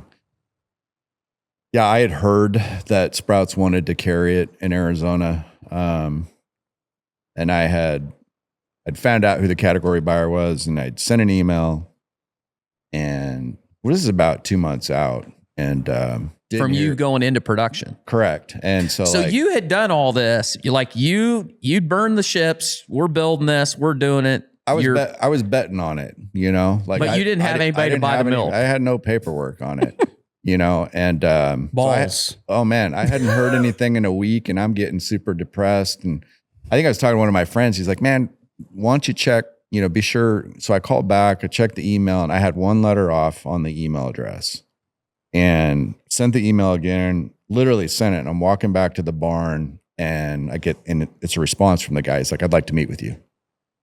So my wife and I went up to corporate, and it's like you see in a movie, like there's all these guys with their idea, their brand, they got their billboards out. Everybody's going in to make the pitch. And it's like a revolving door, in and out, in and out. It's like maybe 10 minutes. And so I'm telling her, because we're pretty stressed at the time, I'm just like, okay, we go in, tell them a little bit out. I had my iPad. I had kind of like a little bit of a video set up on there. Going to show them a little bit, talk a little bit about what we do, ask if they have any questions, and in and out.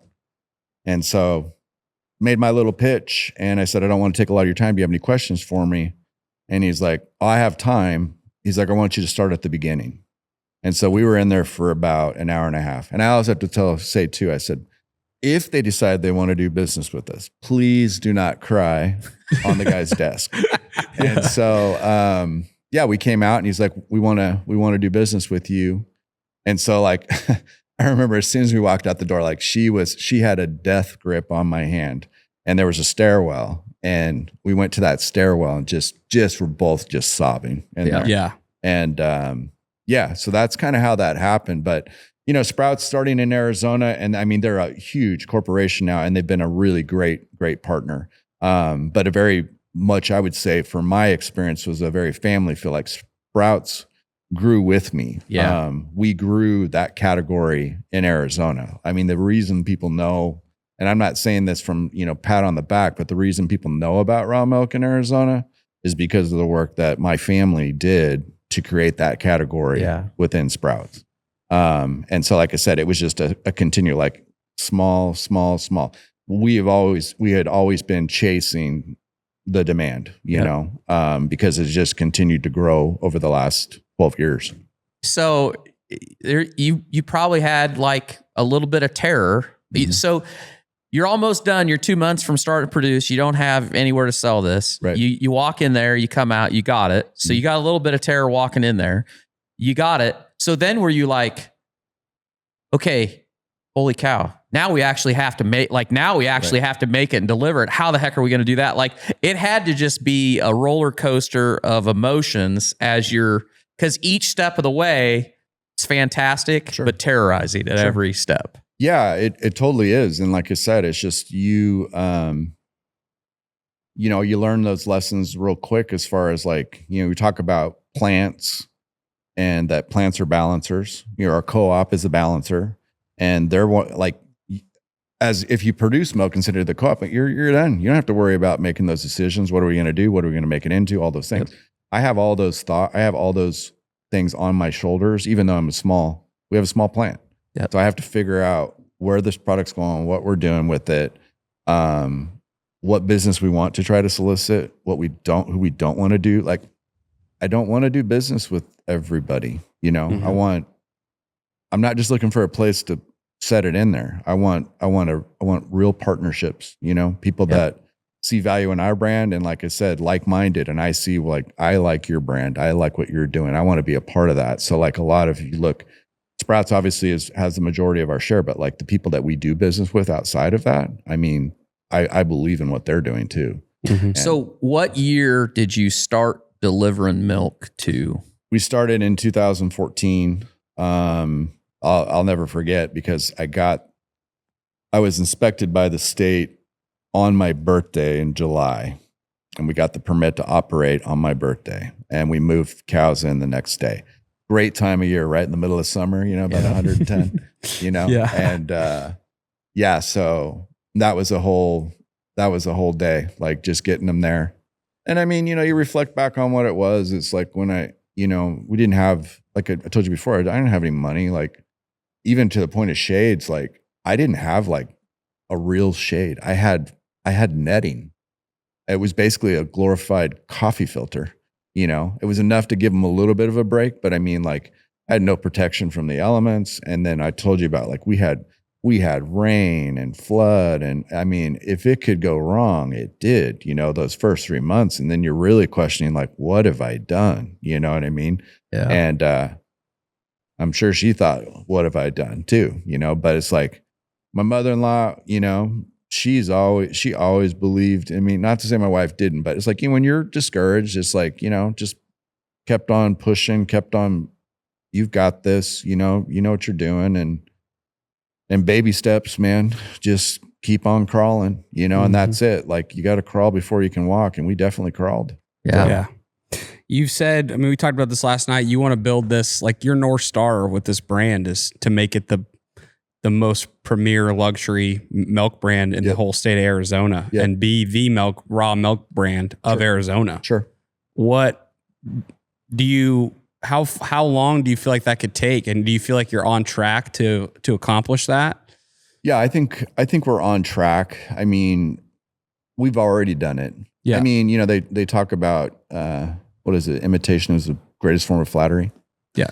Like, I've had numerous people come in and they'll come out and act like customers, and want to scope out the place. And when they're asking weird questions, you're finally like, hey man, take a look around. You know what I mean? Like, just tell me what you're trying to do. I mean, just because somebody, I could tell them all day long, well, you just need to do this and that, doesn't mean they're going to execute. Yep. And so it's like, do you really have you guys get it, but like, do you have the 365 in you? Yep. We're working Christmas and Easter and Thanksgiving and all those things. I mean, I missed a lot of things. And that's what it takes to get it done. And it's even more than that. Farming is just hard enough, but now put even more stress on to create this quality and get it to the store. And it all keeps going. So I believe that we have created that. I think what it really is bringing even more awareness to the marketplace about why we are that. Yeah. Because I'm not saying someone couldn't replicate, but it's going to be pretty tough to replicate what I've done and on all the different avenues I've taken. And not everybody knows all my stuff, I mean, I'll share with you, but you're not going to get into every corner of my mind. Yeah. Right. And that's just good business. But we have a plan, and we're working at executing on that and just figuring out. We've got a lot. We've had a lot going on here the last 4 months, and there's some pretty exciting things happening here in the next few months. So I'm excited about the future, and I think the timing is right now more than ever. Yeah. So. Yeah. Well, I feel like for me, I guess I always knew what raw milk was just from my grandparents and just knowing that, that's people used to just milk for their own family and all that. But I didn't realize it was a thing like coming back until a few years ago. But when you started that, I mean, you were one of the early people doing it.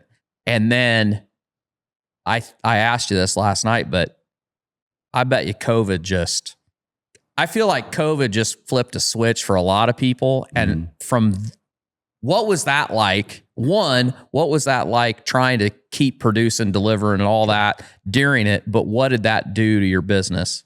Yeah, COVID was really, it was really eye-opening. That was probably, it was the busiest time in our business.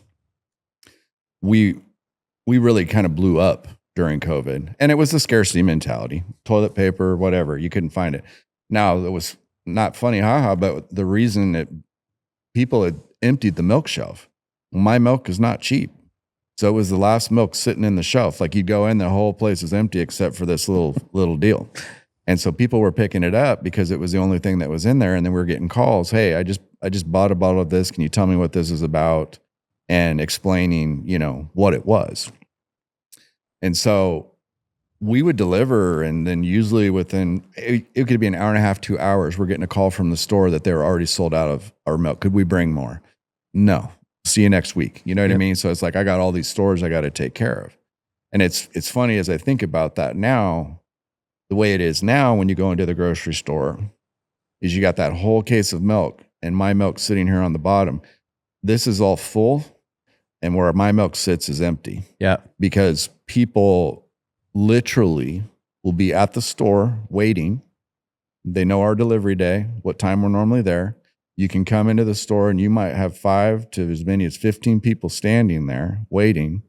And as that case manager's sliding bottles out, people are just grabbing them as fast as they're coming out. So like we kind of created something through all that because people really started thinking about their health. That's right. And again, I'm not a hard sell. I'm not like, hey, you need to drink my milk. That's never been my deal. I'm like, I will talk to you about it, how we feed them, what we do it, why I believe it's important. But at the end of the day, we all make decisions for our family. We all make choices. We feel that this is important for us personally. Do you drink your own milk? I drink my own milk. My family drinks my own milk. My grandsons drink my milk, so it's like, okay, so I stand behind it. I mean, we consume our products. So it's, but it is like, that was really, the business really took off in 20. And not to make everyone had really tough situations. And I mean, I know there were people that couldn't work but for us, we were tired. Like we were grinding, like just trying to keep up and then you got the masking and all the stuff, trying to figure out how to get into stores, how we're doing this. It was interesting for sure. So who's your average customer today versus when you started? Because I'm sure it's changed as things have evolved. Yeah. And talk about the ethnicity group, different groups, because there's some that don't drink milk at all, but you also said there's some that all they drink is raw. Right. And so touch on that. I think in like our group, like the millennial, these new, like even my daughters, these new moms who are wanting to provide the best for their babies. And that's like from food to like, even like I said, we're questioning the doctors now, vaccine schedules. Like my daughter, my oldest, is a PA. She's super smart and she's done her research. And it's like, she's not saying she's not going to vaccinate, but she's probably not going to give 40 of them right off the bat. You know what I mean? Like we're going to stage this out, and we're seeing more cases of, with the autism now, and especially in boys, it's kind of like but I'd say that target market is probably that millennial gal, like to 35. And then like in our generation, there's some of that. I think that the male demographic is a market that is going to grow. And like my son-in-law, Dylan, like that's something we talk about, whether it's gyms, CrossFit community, those types of things. Like we're seeing that. It's just like, people that want to eat clean. Yeah. And and it's a good, like you can go downstairs and grab some muscle milk, or you could just chug one of my halves. You know what I mean? Like, it's going to, you know what I mean? That's kind of what we're trying to tell them. It's like, hey man, this is actually nutritious for you too. And you're going to get the same effect. So that's kind of where I see it. On the ethnicity side, it's just like, love this country, man. It's the greatest country in the world, a melting pot. I mean, I'm immigrant. We're all immigrants here. And so it's like, I think like the Latin America side of things, obviously India is a big one. I mean, they're coming in here I mean, they're bringing a skill set that's contributing to our economy. And a lot of them too, it's like they grew up drinking that. Like we were out to dinner and I had a young lady, probably in her mid-30s. I had one of my shirts on. She's like, I'm so sorry to bother you. She's like, where do I find this? And I was like, well, you can find it at a store. She's like, well, is there any way that you could like bring it to me? I'm like, well, where do you live? She's like, well, I'm right around here. And I'm like, well, what do you think you need? She's like, well, I got a group of ladies.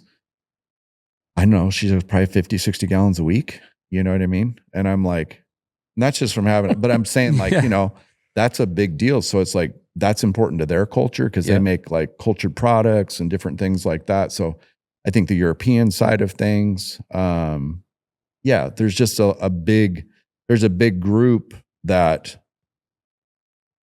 is underserved. Yep. And so that's kind of where I see some things moving in that direction. Let's switch gears to family. So you have 3 daughters, son-in-law involved in the operation. You get to work with family every day. And you said, you know, last night that your daughters kind of were involved in different stages of getting this thing off the ground and operating it.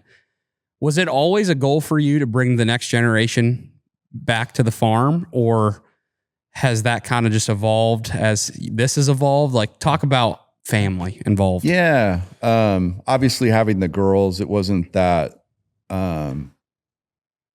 they weren't equipped. Like I'm a girl dad. I would say even like I saw this early on with my dad, like my dad had his dairy manager back when I was in high school was a woman.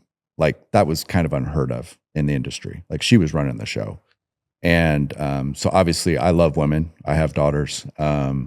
And I have gals that work for me too. Like it wasn't that if my girls wanted to run with it, that I wouldn't have been up for that, but I didn't see that happening. So I really wasn't making any legacies, if you will.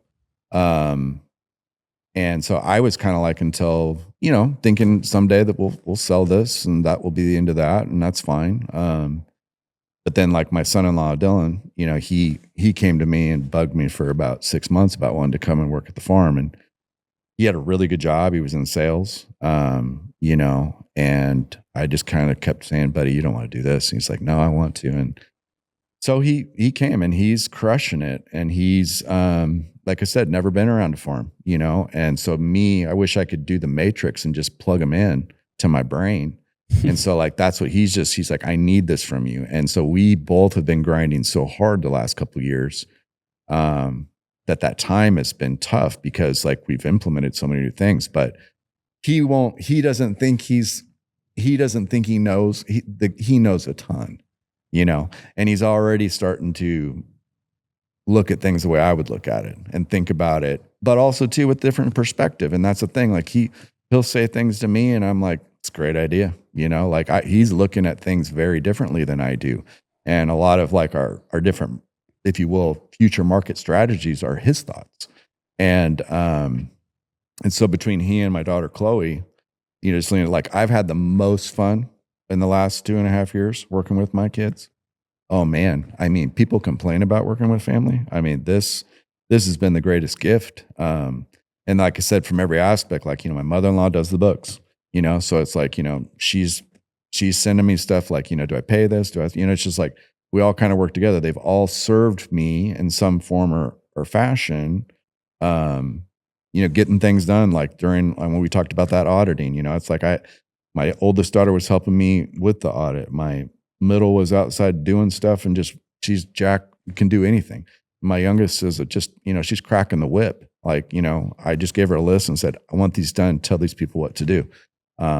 So I've had help from everybody. And then I've got my wife sitting here just kind of pushing me, you know, and encouraging me. But yeah, so family, we complain about family. But it's really important. I mean, none of this would have been possible without family, you know, none of it, you know, I couldn't have done it. And, you know, we talked about last night, friends and acquaintances, right? It's like a lot of people I like, I enjoy time talking to you, but it's like, if you're somebody that I've called and talked to you about this business, you know who you are, you know what I mean? Like I don't talk to a lot of people about it. There's people I do. And it's just like, those people have helped support, but the family, yeah, it's they were the ones there in the beginning. You know, we'd be getting done and girls would come out. It'd be me and the girls and my wife in the processing room, bottling milk. And that's how it was. We couldn't afford labor. I mean, we were like the Waltons, you know? Mm-hmm. But just great memories, you know, in there too. So, Yeah, that's awesome. yeah. You're a decade in or better in this direct to consumer. Well, some direct to consumer, direct to the grocery store. What would you say was your biggest like blind spot in doing this that you were like, you didn't see that coming? Yeah. Or hardest part of it? I didn't know, it's not for the faint of heart. Yep. Like, you're all in. Like, don't even think about it unless like, because you're going to want to quit. Mm-hmm. This is real. It's relentless, is what I'd say. Yeah. And that you are always thinking, and you're always thinking about what's next, and there's very little downtime. You know, like your time is. I think as entrepreneurs, we think, and that's the thing, how do we take back our time? You know, and it's like, that's something that I don't know about right now. Because it's just been constant and I'm not complaining. Like, that's the thing. I am happy to do the work. And like I said, I feel like the Lord just I'm trying to keep up with him right now. He keeps throwing stuff in front of me and I'm like, hang on. You know what I mean? I'm like running, trying to catch up because that's just kind of what it is. And I'm like, okay, you just keep opening those doors and we're just going to we're going to get there. We're just keep moving. I mean, sometimes I'm running, sometimes I fell, I crawled. I'm just trying to keep up, but it's just, there's always going to be a problem. My wife had said something the other day, like it was maybe a month ago. Then if it could go wrong, it went wrong. I mean, every day was something. But through that, I'd be like, I don't remember what it was. But she's like, man, you know, like yesterday. And I'm like, yesterday? I said, what are you talking about? She's like, well, you remember like this? I was like, oh man, I totally forgot about that. I literally had already forgotten about it because I'm like, problem, evaluate, solution, move on. And move on. You know, like I don't have time to dwell on, you know, we're all going to fail. We're all going to, you know, like, okay, I don't do it again. You know, or like I said, ask somebody a lot smarter than you to help you to not make the stupid mistake. And so that's it. It's just, but it is the blind spots is like, you really don't see them coming, you know, it's like you do your best, but it's like, I really tried to create why I didn't have any. And I want friends that are going to push back into me and tell me that I'm an idiot. If you don't have somebody like that to tell you you're off, you know, you need to find some new friends. You know? They're not your real friends. And so like, I got friends that they've frustrated me, you know, with some things that they've said and you're looking at this wrong, but you need that guy and to really help you look and see it all the way through. And that's, I'd say it's helped me not have those blind spots. Yep. And I didn't always like the message, but I'm thankful that they said it to me, you know? Yeah. So, you know, you talked about balance. I feel like when we started, we would always ask guests about work-life balance. And I think what we've learned through all the guests we've had is if you're driven and you have something that you're trying to build, there is no work-life balance because and there's no use of beating yourself up about it. Sure. Because until you get to the other side of it, there isn't. It's all. And there might not ever be, because if you're wired that way, it's a blessing and it's a curse. Like I always say that. It's a blessing and it's a curse, because when you're built for that, when you don't have it, you don't have the challenge, you don't have the problems to solve. Right. I mean, for me anyway, I feel purposeless. I don't have purpose. I don't feel like I feel like I'm sitting on my hands and I don't do well with that. I'm stagnant. Right. And if you're just built that way, like it's going to be there's going to be another conquest that you're going to just keep fighting for. And that's another pattern that we've just recognized is there's no balance. I try my best to ground myself, and I think you can find balance within your day if you're intentional with it. Right. And I think people that are driven need to try to do that a little bit. And I think faith is obviously one of those things that's probably worked for you to kind of, bring yourself back to what matters. Right.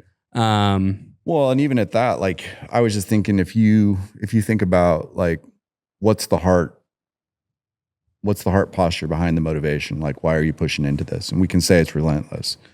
I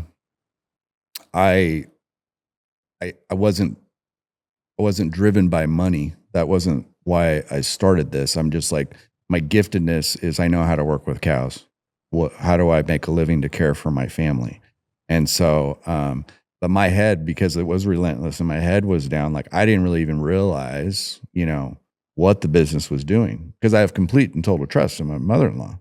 And so it's like, I would ask, I'm like, well, can we do this? She's like, yeah, you can do that. Because that's the thing. Like, even at that, like, I think we discussed this last night. I'm like, I don't have a bank, I am the bank.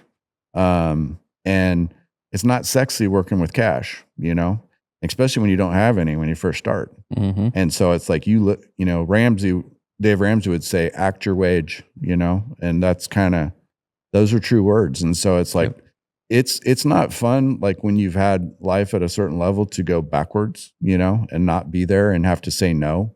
I mean, the people that we said yes to are our kids.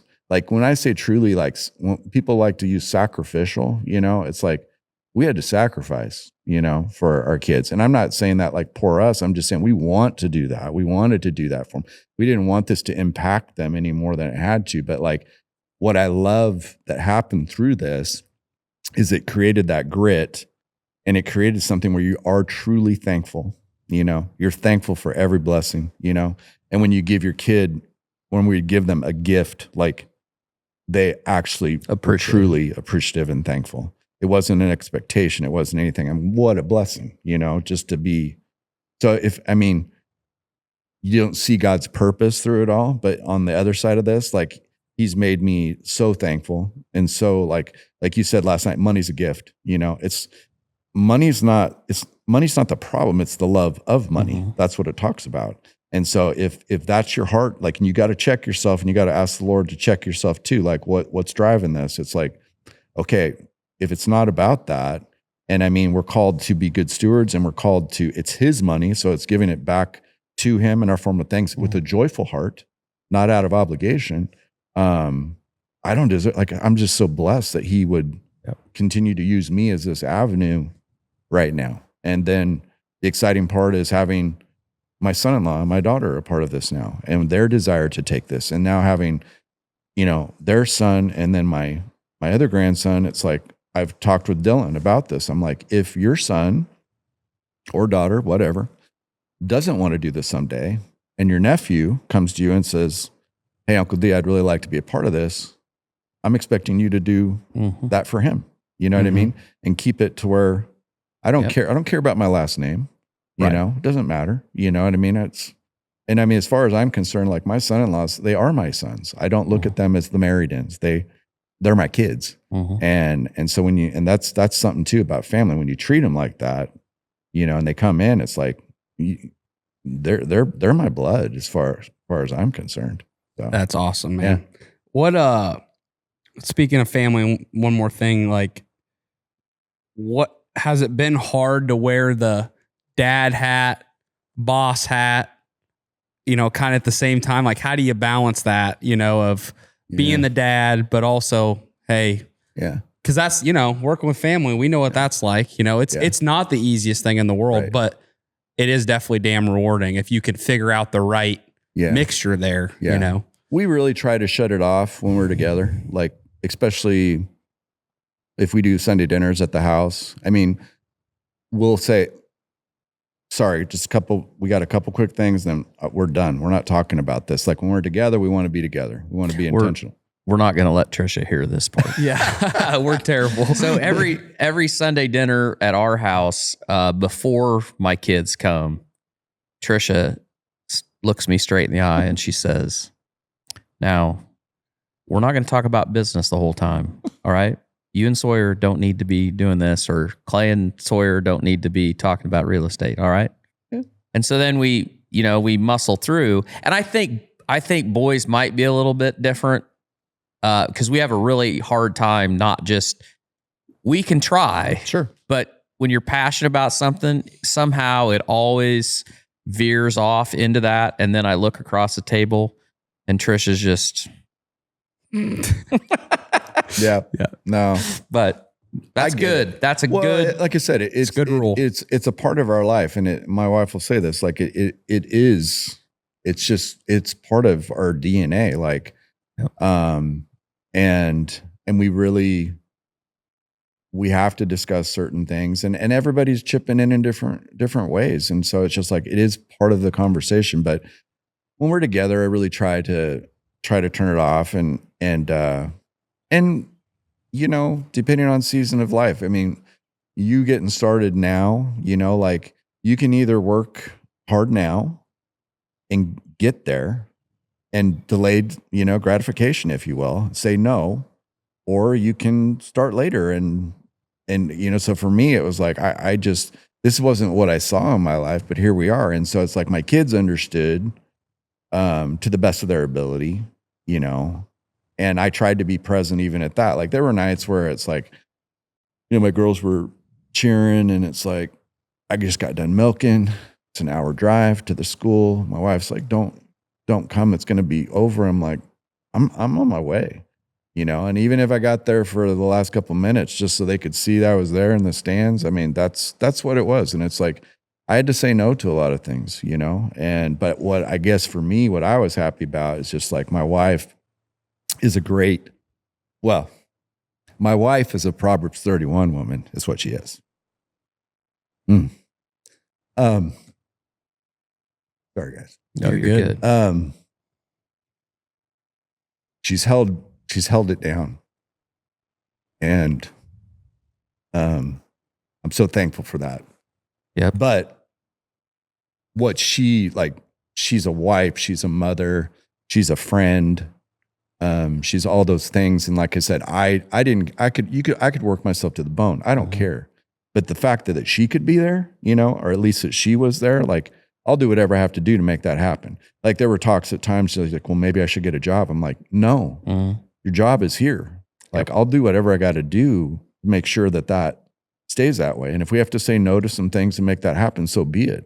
But that's how important it was to me, is that she was able to do that and the Lord allowed that. But yeah, it's been a road, man. And it's a long story. And it's like, you know, you'll have this, you have a little success and somebody shows up on the tail end of things and go, hey, it must be nice. I'm like, bro, you have no idea.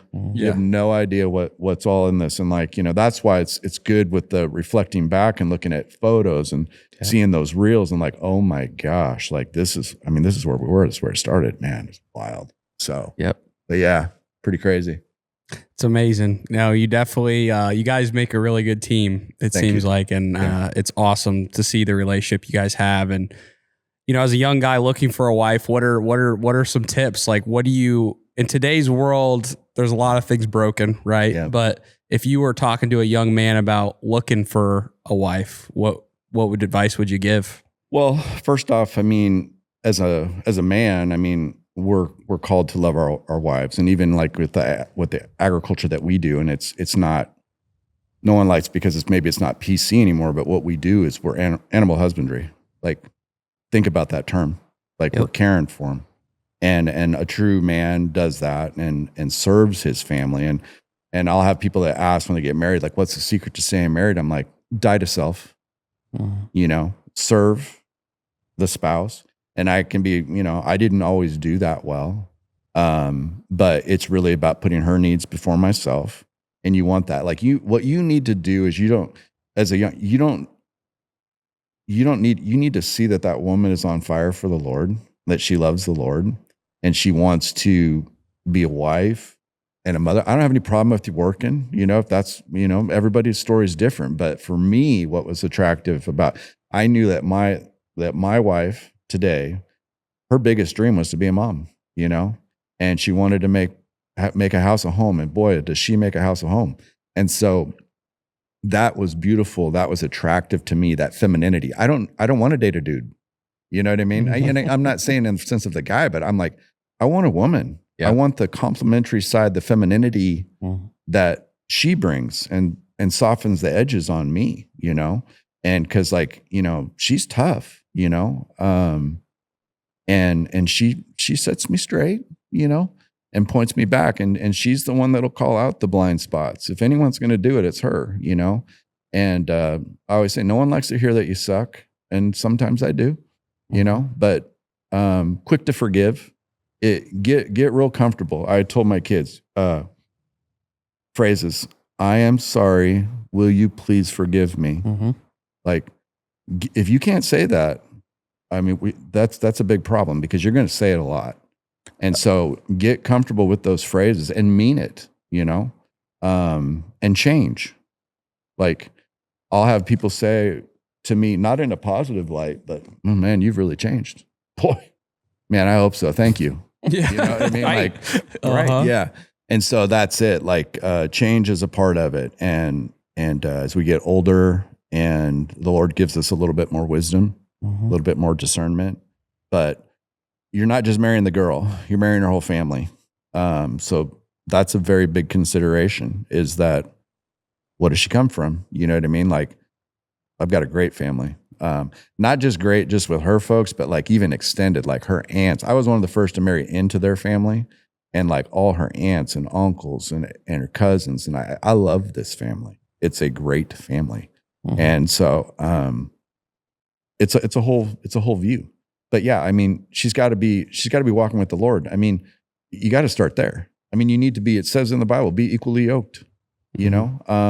And it's talking about that context. Like, there can be differences. That's fine. You know, I mean, we don't need to be exactly alike, you know, and I like that variety. It's like, you know, she brings different perspective, but you get, that's the basis of it. And just that you love the Lord and you're committed to each other and you're not going to quit. You know, everyone wants to quit today. There is no quit, you know? Yeah. It's great, man. You're full of wisdom. I love it. I love it. Okay, let's go rapid fire here because we're getting close to the end. Sure. So answer these as rapid fire as you can. Sure. But just whatever you think.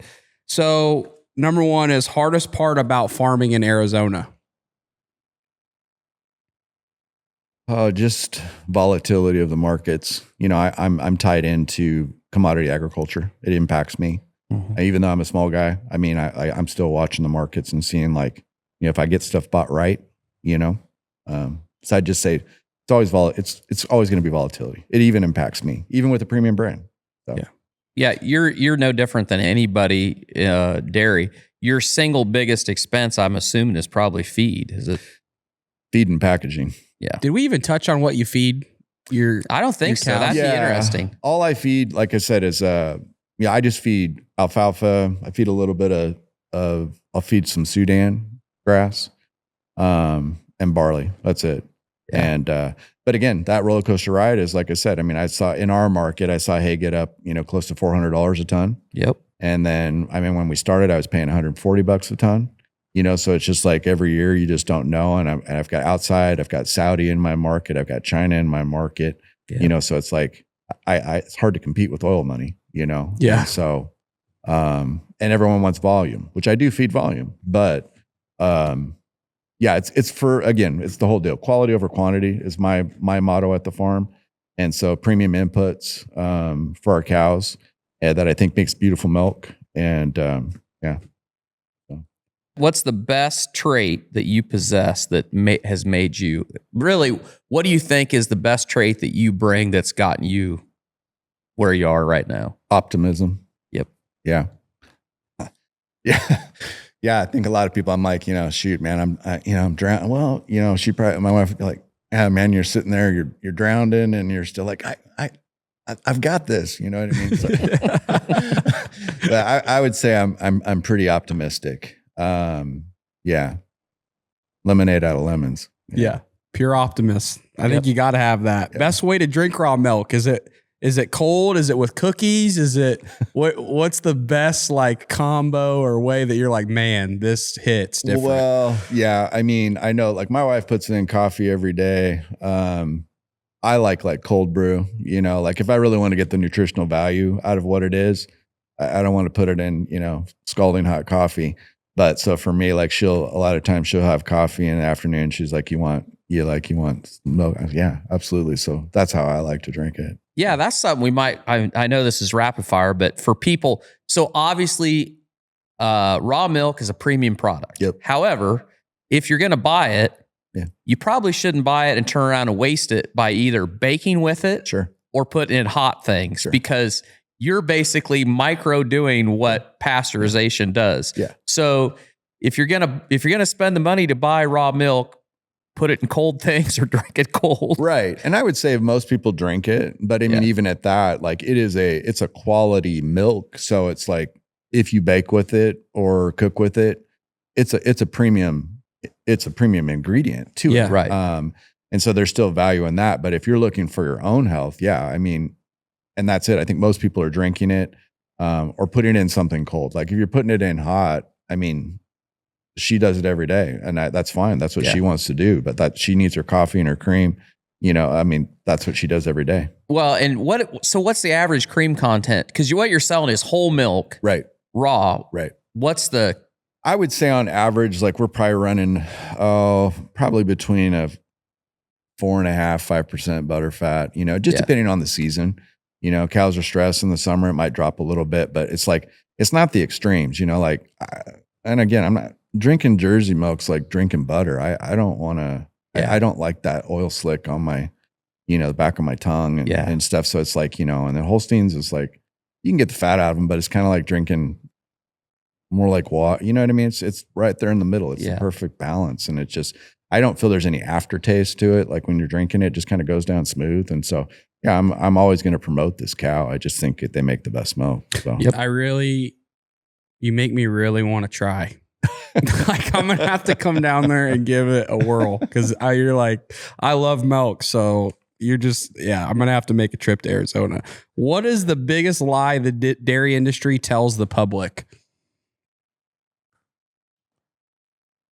Well, I don't know. It's tough to say. It's like, it's not all the same, right? I guess it's just not. Yeah. I mean, if it was all the same, then why are there so many different milk brands in the store?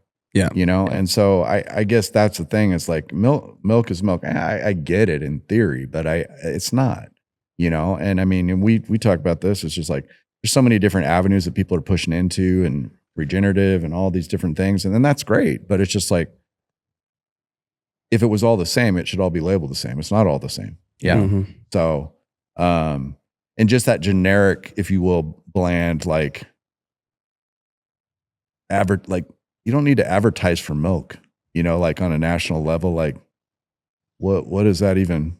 Do you really think those ad dollars are doing anything? Like, man, I saw this and the best milk campaign they ever had was Got Milk. Yeah. Like that was the best. I heard you guys talking about like Sam Elliott with beef. Best ever. Yeah. You know what I mean? Something that stuck. Yep. But I mean, people now it's like they want to know even more, and why is this different and whatever else. So it's just like drink more milk. It's not getting it done, Completely independent, snarky comment. Skim milk should be banned. Yeah. Skim milk should be like banned. when I go to somebody's place and they're like, hey, you want a piece of pie? Want milk with it? And they're like, we got skim. I'm like, nah, forget it. Yeah. Don't want it. Yeah. I had a friend like that all they drank in the house was skim. And I was just like, I'm good. I'm good. I'll just have water. That's just a travesty. Yeah, it's basically water. I mean, you might as well just drink water. Okay, last thing before we send this thing off, we have a segment on the show, Tip of the Hat. You got a nice hat on right now. Who's somebody in your life? What's a brand you use or a product that you use every day that you want to say, man, they're doing it right, and I want to tip my hat to them? Well, obviously it's my family. I mean, I've talked about them. Like that's the big tip. My wife. I haven't really heard anybody talk about brands, but like when I look at like, if I was talking about a brand that I think is like, wow, you talk about just pivoting, doing something. I think Yeti is what they've done, and with all the competition that they've had in there, and I'm a big proponent of Yeti. I've got coolers at the farm. I've got stuff like we package milk, move it in there, but to charge such an insane amount of money for a cooler that actually works, I just think what they've done, it's just like, wow, you know, and they keep we keep coming back. Yeah. They keep sucking me back in, you know, and I buy something else and rotate them out and stuff like that. But yeah, I guess like for a brand, like I really premium, like it's Yeti. Yeah. You know what I mean? Like, well, you can get this cooler for $200 less. I want this one. Like, I remember when I got my first Yeti cooler, I was like, oh my gosh, this is so great. You know? Yeah. They've done an amazing job of their product offering of a cooler is their main one, but they have every little thing that they've come out with. Like they become a lifestyle brand. Right. People wear Yeti hats. Right. They wear, they got a Yeti on every dang thing that they drink out of. Yeah. I mean, it's incredible how they've like made it a lifestyle brand. Right. Well, authentically too. You talk about imitation. Yeah. I mean, everybody's gunning for them. Yeah. And everybody has tried. And they're an example of just exactly what you said. Like, all right, knock yourself out. See if you can do it. Yeah. And they just keep. Yeah, they just keep on pushing. Yep. But yeah, I mean, like from somebody that I admire, I mean, that side of it. But like I said, I mean, none of this is possible without the Lord, you know? Yep. And he's the one that gave me my wife, and he's the one that gave me my family. And so, yeah, this is his. And I just, I want to be a good steward of it, good ambassador, if you will, for it, and try to continue, you know, he's entrusted me with a little and he's entrusted me with a lot more. And so it's just like, I don't know what his path is. And I'm going to ask for wisdom and discernment and decision-making about what's next. And I know he knows, you know, but it doesn't mean I don't continue to plan in it, but I've just asked him to make it obvious, shut the doors that aren't supposed to be open, you know, just make it plain to where we're supposed to go. And that's not me sitting here and I'm like, well, I don't know what's next. I mean, that's why I say you still have to keep moving, and it's, here we are, you know? Yeah. Well, I think you're doing a damn good job of it. Yeah. You've been a great ambassador today. Yeah. For sure. And we appreciate you making the trip up here. Yeah. It's been an absolute pleasure and honor to have you. Where can people support you, find out more about your farm, what you're doing, all that? Yeah. We obviously have a website. It's fonddulacfarms.com. We're on Instagram at Fond du Lac Farms. Those are the two main threads that we kind of use right now. If you go to the website, you can email us directly. But yeah, and there's more coming in that direction, but those are our two avenues right now. So, and if they're in Arizona, yeah, if you're in Arizona, like I said, if you want to try our products or any sprouts, I mean, we cover the entire state. So you can go to any sprouts in Arizona, find our products there. We offer milk in half gallons. We also offer kefir. And then we're looking at bringing heavy cream back to the fold. So nice. Yeah. Awesome. Yeah. Well, man, it was a pleasure to have you. Thank you guys for having me. I mean, it's been fun. It's really been fun watching this show grow. And I love what you're doing. This is just the beginnings for this show. So it's really cool. We appreciate it a lot. We really do. And guys, if you didn't get any value from that, I don't know, you must have been sleeping under a rock, because it was packed full. So share the show with the people that you know. We love you guys. We appreciate you. And we'll see you back here next week for another episode.